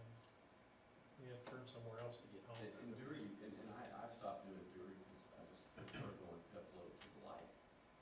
Yeah, I don't turn down Derby anymore because I've, And it gets very claustrophobic. and I don't think we have too many head-on collisions there. You might wanna research that, but I have more than once driven up there and had to come to a stop, somebody sitting in front of me going, So Craig, and I just pull off to the right and I'd continue north. As far as this slide goes, what are you asking? I'm just telling you that this is something we're gonna need to address in the very near future. So to be able to address it, you're talking about possibly purchasing that Dairy Drive from Vestal? Purchasing that and purchasing the other property. Well, that property won't go for a little while, she's still there. But when, I mean, that could come. So you're talking about us as a city purchasing just what is needed to make that road swag?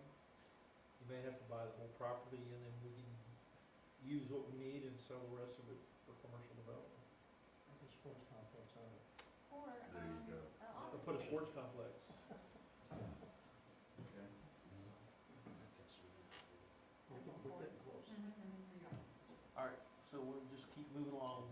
Infrastructure water plant, we've talked a lot about this, but we're in the process of looking at upgrading. Greg hates this because it says we're currently rated at 2 million gallons a day. I think that's our permit. We can't produce 2 million gallons a day of water.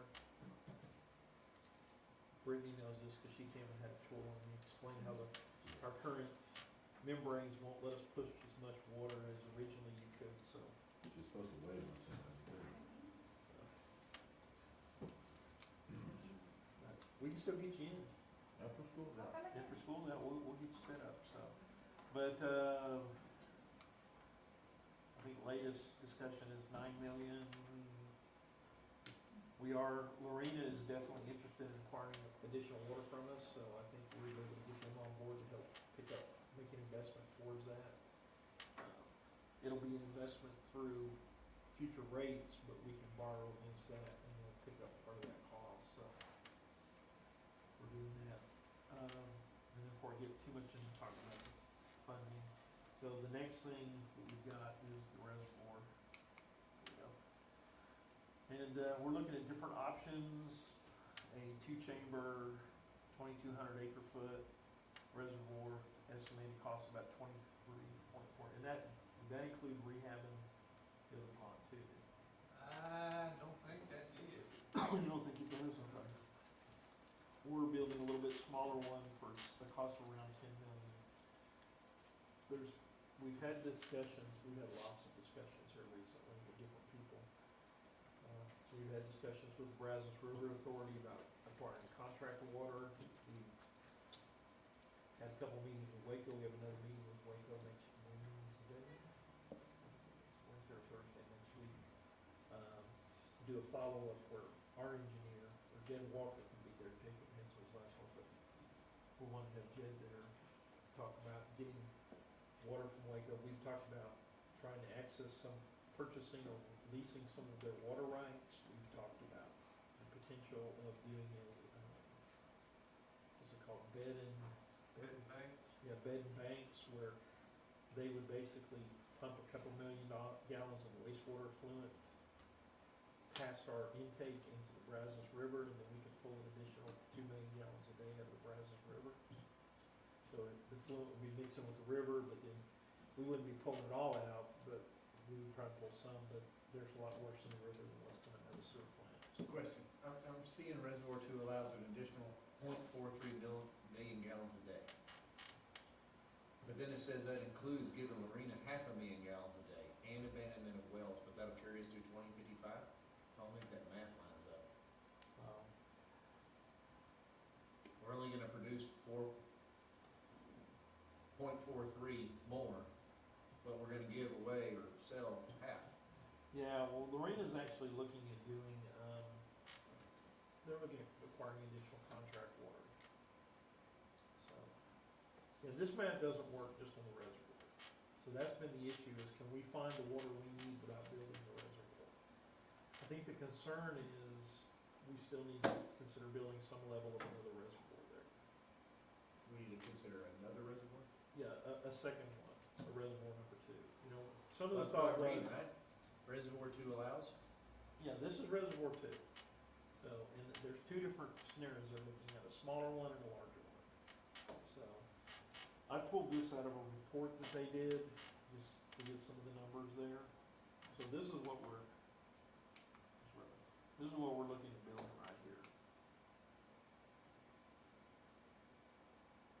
And that would be, what would 20? That's the previous, right?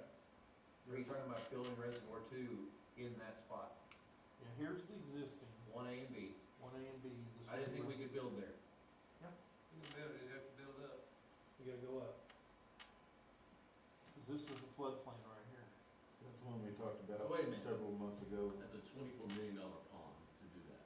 Yeah, I thought we bought the whole next property because we couldn't build there, because we. No, we it was bought gonna that be other too property expensive. for There's the next, 4 in the addition in right water here. rights. Yeah, That's just to secure that property down the road so we don't have a subdivision on it when we need to acquire it. okay, but that 2 is 2. That's not 2A. It's just No, 2. that's That's two. just 2. That's Yeah. 2. The other property, I think, is for 3 and maybe 4. Yeah. And it alone is not large enough. We'll have to get other property. There's some property to the east of there that belongs to a trust that if it ever comes for sale, we need to be ready to jump on it. Is this one we talked about 2 months ago with buying with the drainage off of? We're gonna make a 15-foot easement or something. Cause the water, Oh, for the drainage, no, that's the property we purchased for the future. Yeah, no, we purchased that property because it was being looked at for residential development. And if we didn't get it when we could get it, then we'll end up having to go to Falls County to build a reservoir if we don't start acquiring land now for future reservoirs. Question on pond 2, you said it's gonna increase capacity by 0.43 million gallons. Is that? Is that the $24 million version or the $10 million? A or B gives us 0.43? That was just the daily supply of raw water, wasn't it, that you put in that? Go back to that one or read it again. Yeah.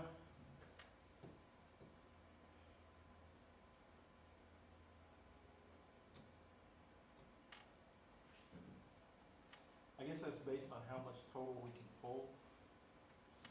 You read that top paragraph and it makes 0 sense to me. Yeah. they're produce You're talking about we're 0.43. good for 2055, producing 0.43 more. No, I think that's a typo in their report, because it's more than that. And we're also talking about, It includes 0.5, so we're. that we need to expand the plant's production by double, but we're barely cracking what we can hold and retain now. Well, I don't think that 0.43. Now, the 0.43 Pond is two- an additional, pond we're two already is given 200. a half a million now, right? That million a day is already in what we're doing. So ultimately, we're gaining 0.43 more. And that 0.43 more carries us for another 30 years. Yeah, I agree, I think there's a typo in there, I'd have to Yeah. pull it back What- out. I don't what know is where that came A from. and B, what is the capacity of A and B in terms of gallons per day? With that pond, what we can produce, and that's our most, most restrictive, because you got diversion in town and consume. Consume, what's our most restrictive out of those 3 is 1.5 MGD is what the plant would be allowed to produce. And as you build other reservoirs, all those numbers increase. And what's the capacity of the 2 existing pond, 1A and 1B, what's the total capacity of those 2? Currently? Is it like, Get is it it like feet when it 1,500? converts to, I think like 3290. 32?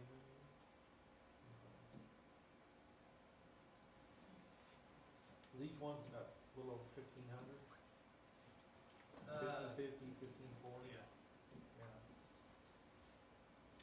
Just out of curiosity, I mean, from. It's more than 0.43, I think Because that's. by adding, even if we're adding 500,000 gallons a day, if Marina's getting 500,000 gallons a day, but that extra half gives us 30 more years, Marina's getting a lot of water. No, that's, I mean, our current permit, we have to have pond 2 built by 2030. Pond 3 by 2040 and pond 4 by 2050. Or we're gonna have to try to amend the permit again, but they've already kind of told us they're not gonna amend it again. So if we don't build the ponds to retain that percentage of that permit water, we'll lose it each time we hit those thresholds. Won't replenish as the ponds. The thing is, if we can find contract water or some other source that we don't have the restrictions we have with our permit, we could forego some of these potentially, but Does the We have to option bear- 2 that gives us the permitted allowable impoundment, does that get us into the next ponds? The next reservoirs?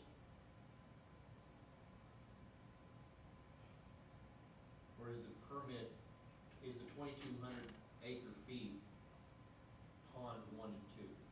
no, the 2,200 acre feet would be the larger version of pond 2. And then they've also proposed a smaller version to keep the cost down. That would give us the 1,038 acre feet. And that doesn't help us except keep the cost down, helps us retain our permit as it's currently written. It's a kick the can. It's an expensive kick the can. Yeah, I mean, so we've talked about this quite a bit. One of the challenges we have right now with 1B is it's got that liner in it. And the way it's set up, we can't always use the water in there, is the way it was constructed in this thing. So part of the idea is to build reservoir 2, so we can take 1B down and reline it, and put in different connections so we can flow the water between the reservoirs more efficiently. And Greg can explain the challenge. There's times we can't really use the water in 1B just because of, we have to get it to flow to 1A first and mix with the water there. I mean, I'd like to do what's gonna be the best bang for the buck, not necessarily what's gonna be the cheapest. I don't like seeing $23 million for a pond, Yeah. but at the same time, Yeah, we'll That is- confirm the numbers. The point is, we've got the plan upgrade. We can either plan on building a reservoir, or kick the can further down the road, and hopefully get a permit adjustment, or forego. I think the permit for the next one is the 2207, right? We're at number 2. So that's the maximum we can do under the permit, the 2207. So if we don't do anything, we risk losing that from our, what is the total amount, 8,800 something acre feet? Yeah. Yeah, so we would lose about a quarter of that in the long run. If we could find a long-term source alternative, it might be worth doing that, but the concern is, what if we don't? So, I think we have to plan both simultaneously. So we've met with BRA, we have told them we would sure like to get 6 million gallons a day by contract. I don't know that we'll be able to get that. They did ask us if that included Lorena's water, and we said yes, and that seemed to be a positive, but we still don't know that we're gonna be able to get that. You know, the problem is it exists on paper, but it doesn't exist in the river. So we've also had conversations, Waco's made it pretty clear they're not gonna give us much more water at the WIF site. We might be able to squeeze another 500,000 gallons a day out of them. But going forward, we're gonna have to do something. That's why we've had conversations about even potentially doing a bed and banks with the wastewater for it, pumping it up river above us, and then whatever they put in, we can basically pull that much out of the Brazos River. Just looking And at, that's already treated water, so. yeah, it was treated wastewater, so, but once it mixed with the river, it mixes with a lot nastier stuff than what's coming out of the wastewater plant, so. What's the condition of the water plant? What do we need to do to make that feasible going forward? Well, that's what we're working on right now. So they're studying new membranes, they're studying alternative treatment processes, and things that would allow us to treat water conventionally when the rivers flows are at a certain level. So that's all being worked on right now as part of the plan. But we're definitely gonna have to upgrade the water plant, we're definitely gonna have to find additional water sources, so we're working on that. And that's what I want to tell you, we're working on that. There's still, we're going at it from every direction we can. I mean, there's only either build reservoirs, get more from the Brazos River Authority, or get water from Waco. We're get it to rain a whole lot more often than catch it and store it somewhere, but I don't think that's gonna happen. I just wanna make sure that even though we get the capacity to flow it, that we have the ability to do it through the plant that we have. We have to upgrade the plant. I mean, It's gonna take it all, across the board, not just one we aspect. have to do everything. So the engineers are actually doing a study right now, and we've got a lot of meetings, and they're doing a lot of modeling, and they're doing a lot of submitting stuff to TCEQ, Okay. because we wanna get an amended permit, so we can. And they're trying to find new membranes, because the membranes we're using now, there's only one manufacturer that makes them. And each time we get them, they're less efficient, we can push less and less water through them. So we're actually, even though we're permitted at 2 million gallons a day, we can't treat 2 million. What are we about, 1.5. about 1.5 right now, so. But so, to the end of financing, Greg and I went and met with, Representative Sessions' staff 3 weeks ago? 4 weeks ago? Sometime in the last month.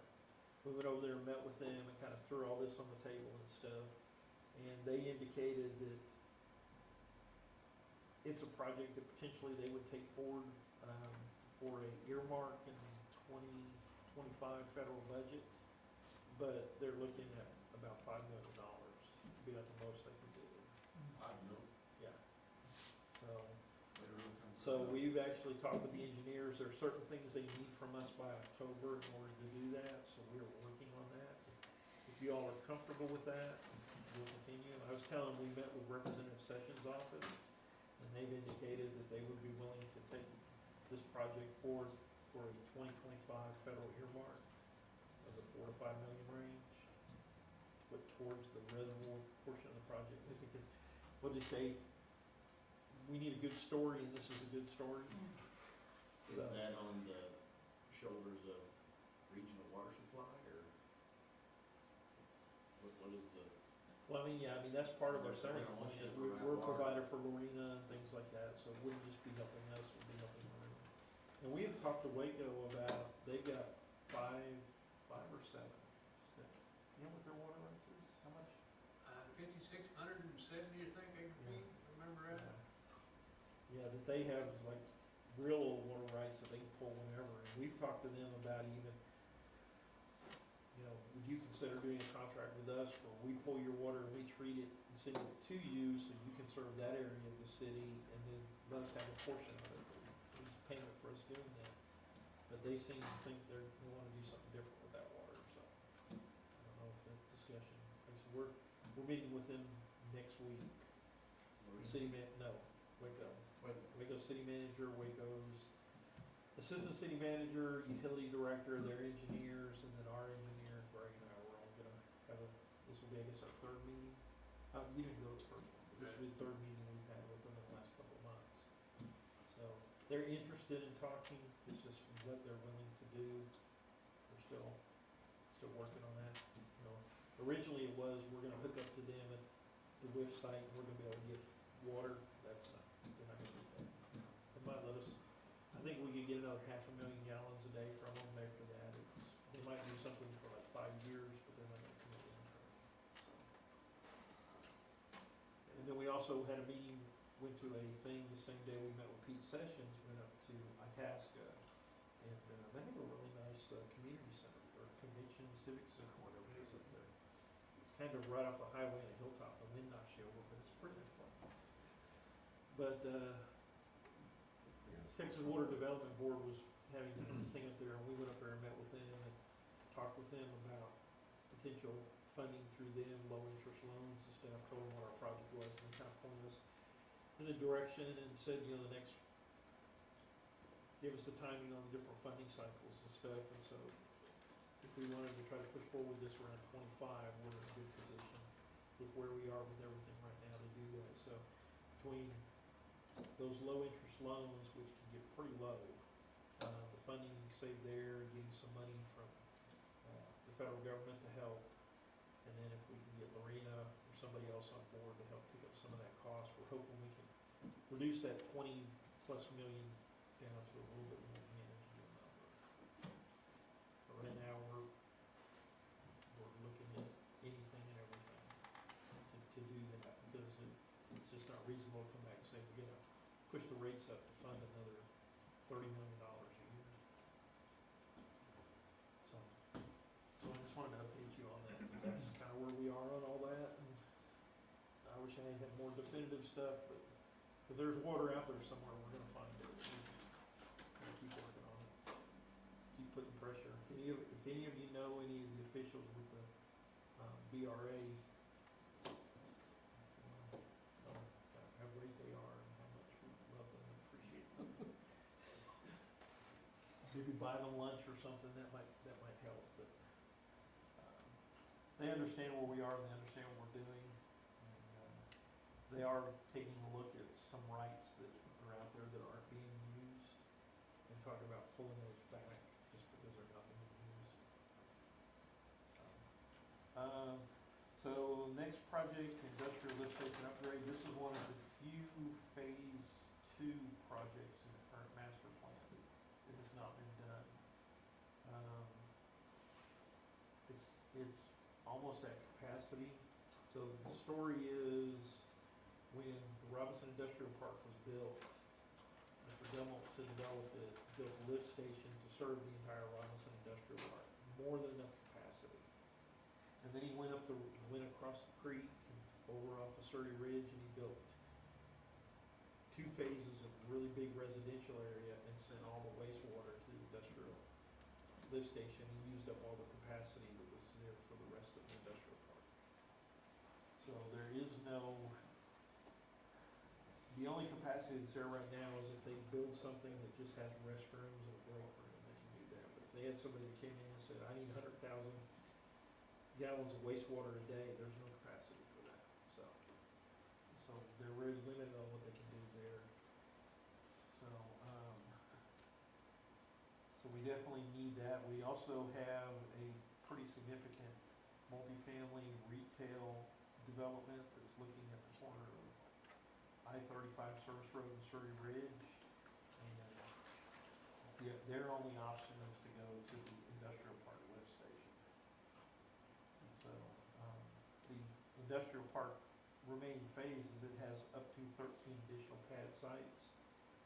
I think you all saw the preliminary plat here recently. We brought it to you. There's, I think, 9 or 10 4-acre lots and then a couple of big large lots on it. But they're willing to combine those 4 acres into bigger parcels, so it could be less than 13 total parcels. It could be, there's one big one, I guess they could divide it one, so it could be maybe 15, but they're still working on all the engineering and stuff to move forward. But then, so the project to do the lift station is, here's where the existing lift station is. The new one will basically be built next to it. We have put a new force main in that would go across the property boundary here, come all the way up to Gregg, and then the force main would go all the way up Gregg to the top of Hamilton Heights, and then we gravity flow to Flat Creek. So that's a pretty significant project. And these are the potential additional developments it would serve, which is properties, which is all the orange and the light blue that's out there. This is 35, this is Sun Valley, this is Surrey Ridge. So the engineers have done some cost projections. They have added additional capacity. We don't want to build it and be at capacity because there is some land to the south.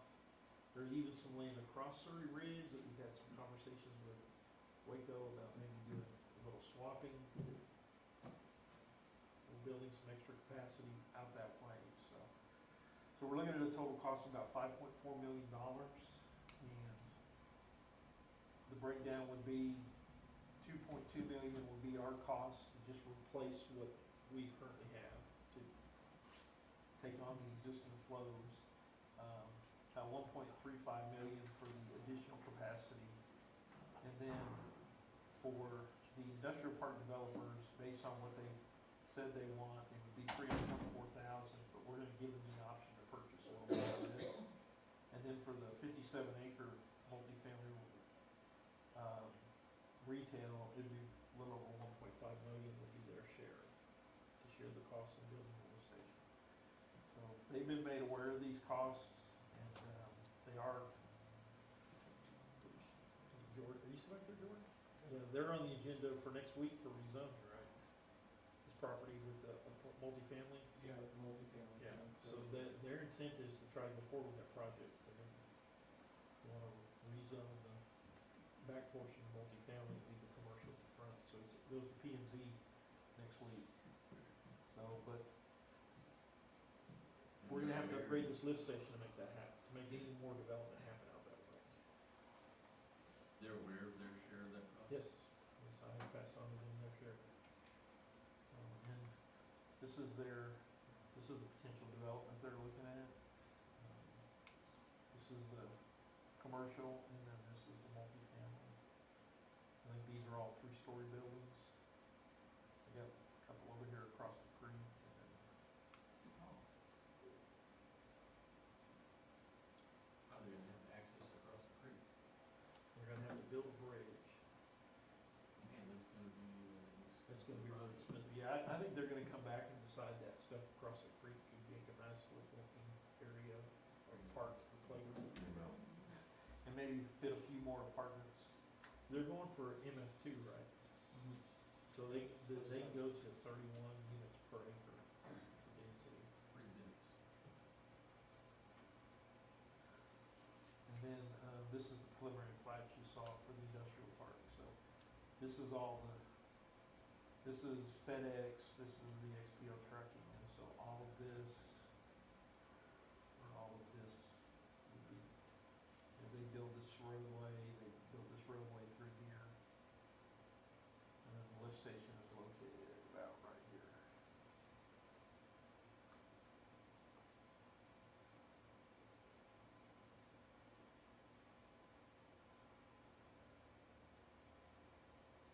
So this one, we will have to, if we're gonna move forward with this, we are going to have to borrow additional wastewater money, because we're down about $500,000 is all we've got left.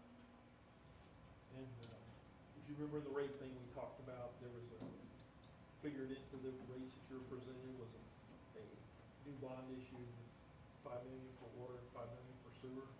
That was what was figured into that, is this. And then more water. I think we've still got, when we finish all our current projects, we're gonna have about $5 million of water money left, so another $5 million will give us the money for the plans. Should we send, is it possible to get a email the rates, or the rate study? Well, I don't have the full state, we have the presentation, and I think we sent that to y'all before, we can resend it. I think we sent it to you right after the last, I think you sent that out right after the meeting we had on the rate study. I actually have a conference call with them next week to try to start finalizing everything. We're gonna have to wait until, we get the Waco water and sewer costs for the coming year to kind of finalize it.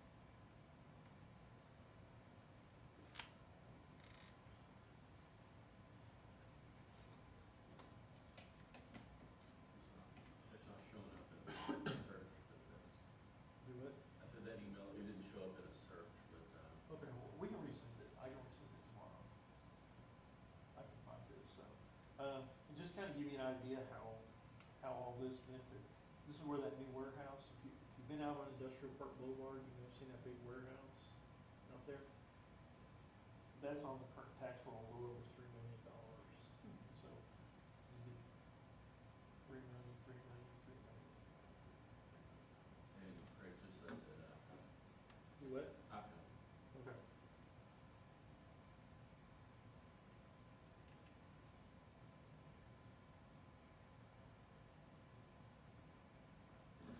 Any questions about lift station? Because you're most probably going to see this again in the near future. Oh, we got, how we to develop, we've got to have it. Yeah, and if we don't do it, then everything comes to a halt. I mean, these folks think they can still develop, but they're gonna limit it to, they will not sell to anybody that needs more than basically restrooms for their employees, which I'm afraid is gonna limit their ability to develop and market that property. What would be our optimal time of upgrading this? the other folks say they're in, and I come to you to approve the engineering proposal, you know, once we approve that, I would say probably 24 months before you'd What if be they come back with other folks? finished in operation. What if everybody else says, nah, I pass? What if you run into some, Well, if everybody else says I pass, we can either hold off on it, or we can just take it on ourselves. You know, it was in the master plan, it was one of the projects, because I think it's a phase two, if I'm correct, we're almost wrapped up with all the phase one and phase two projects. We had moved on it sooner because all the interest has been in the other parts of the city. This area's been kind of dormant, so it's, now this area's getting hot, and so we're looking back at it, but yeah, I mean, it's kind of moving where the interest is, because we've got lots of interest and only so much money, so we're trying to see where we get the biggest bang for the buck as stuff comes available. But yeah, if all these people come and say, no, we're not interested, I don't know that we'd be in a rush to move forward with it. yeah, but that being one of the key components to economic development. Yeah, but we had a couple other areas that also could be key components of interest is there, and that's where those dollars need to go. What I don't wanna see us do is upsize this lift station and sit there for another 10 years. Because if the lift station is too much oversized, and you're not utilizing, you don't have enough flows to it, then that creates other issues for you. It either sits too long, or you're not running the certain pumps, or you're gonna have to put smaller pumps in initially and put bigger pumps in later. So, but they seem pretty set on wanting to do this project, so we'll see what they say about it. They may come back and say, well, what if we only wanna do $1 million, and you do the other for an incentive, and then we'll come back and talk. This isn't the TERS, but like I said, every project, everybody that's looking at a project in the TERS wants money. They all come with their hand out. We need a big domino. Yeah, and that first big domino is gonna get the best deal. But at least it'll start the ball rolling. And that's kind of what we tell everybody, the first one in is gonna be the best deal. After that, deals might get tight. Problem is, everybody's out there throwing huge amounts of money and everything. Any other questions on the lift station? We'll get to the very last thing, the master plan. So, the current master plans were developed in 2013, I think. Isn't that when the comp plan was also done, 13 or 14? No, it was later. Right. Couldn't be later than 15. Because the guy who did it was gone. Yeah, in the early it was 60s. 13, huh? It's closer to 2010 or 2012, but I think it's way off. Yeah, it might have been 12. It was I thought it was Yeah. somewhere right in that same vicinity. But, Yeah. As far as the master plans, we have completed most of the projects in phase one or phase two. They haven't all been completed as originally laid out, because over time, certain conditions happen. Like, the South Pond Force Main, originally, the plan was to build a new parallel force main from South Pond to the Moonlight Lift Station, and then make the Moonlight Lift Station larger. But then we were able to get an easement from Lloyd Baker to put a bigger sewer line and reroute, and we actually were able to increase the capacity at South Pond by taking other lift stations off and reduce the need for expanding Moonlight. So in the end, we actually came out ahead in total cost by doing the project. But we accomplished the same thing, we rerouted the flows, and so in some cases, we found better ways to do it, but we have knocked out most of those projects in phase one. The main projects left in the water plant or the plant in the reservoir. And there's a lot more water lines, a lot more sewer lines to replace, but we've been kind of working those as we go around these bigger projects. We have replaced almost all the sewer lines in Famous States are upgraded. Which we're seeing some net benefit in capacity, because we're seeing a lot less infiltration and inflow up there, since everything's kind of buttoned up now. We we've got a few other areas that we're gonna try to do some of that as part of the budget, using the, in situ form and the pipe bursting. So we'll continue to work through those. This project that we just, had the pre-construction meeting on last week, that's gonna take a handful of some of our biggest problem water lines out of the mix for having to have guys out there working on them all the time. Hopefully we're getting to the point where we're gonna start being a little more proactive on maintenance than reactive. I think on sewer, we're definitely getting close to that. We've got one, we've still got some lines over there in, James Wesley. James Wesley and stuff, that's a really deep sewer line, and we have issues with it, and when we have to do repairs, we have to bring contractors, because it's so deep. So that's the next candidate to look at for pipe bursting and stuff. But it is time to look at updating the master plans, and also looking at those projects for the next 20 years. The ones that are still out there we haven't got to yet, are they still priorities, or do we need to look at a different option, and also what other projects we can do. And then we can update the conference plan. So, and of course, that all costs money. To the legislators, that's all we wanna do is spend money. Yeah, well, they're kinda right. Wanting to and have to are two different steps though. Yeah. Yeah, we're not doing it because we just wanna spend a whole lot of money, we're doing it because we want our residents to have water and stuff in the future. And a sports complex. And a sports complex. Yeah, a sports complex. I live that down. You know, if we're talking Maslow here, the water and the sewer and everything takes care of those lower levels of Maslow, but we have a little bit up there towards the upper levels to make life a little more fulfilling. Need more than just water and toilets and flush to have a fulfilling life.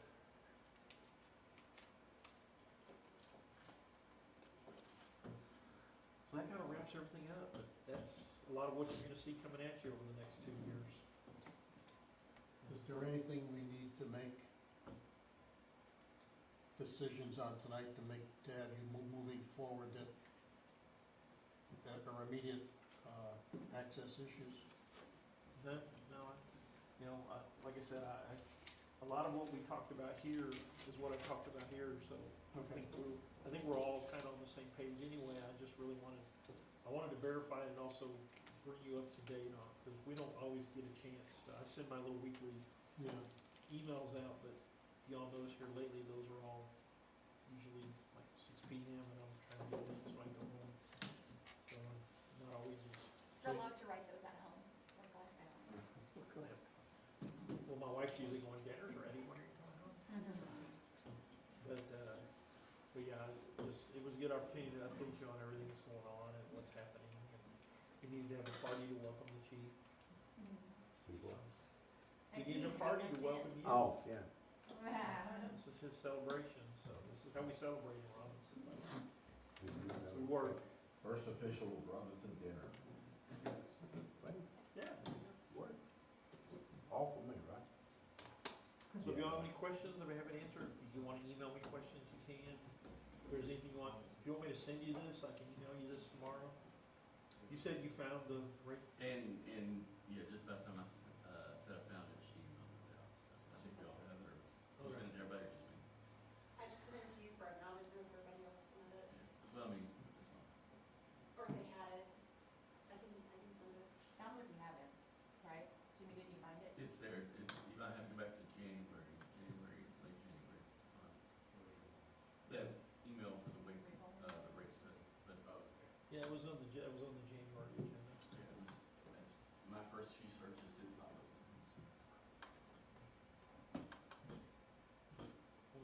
Nothing else, everybody go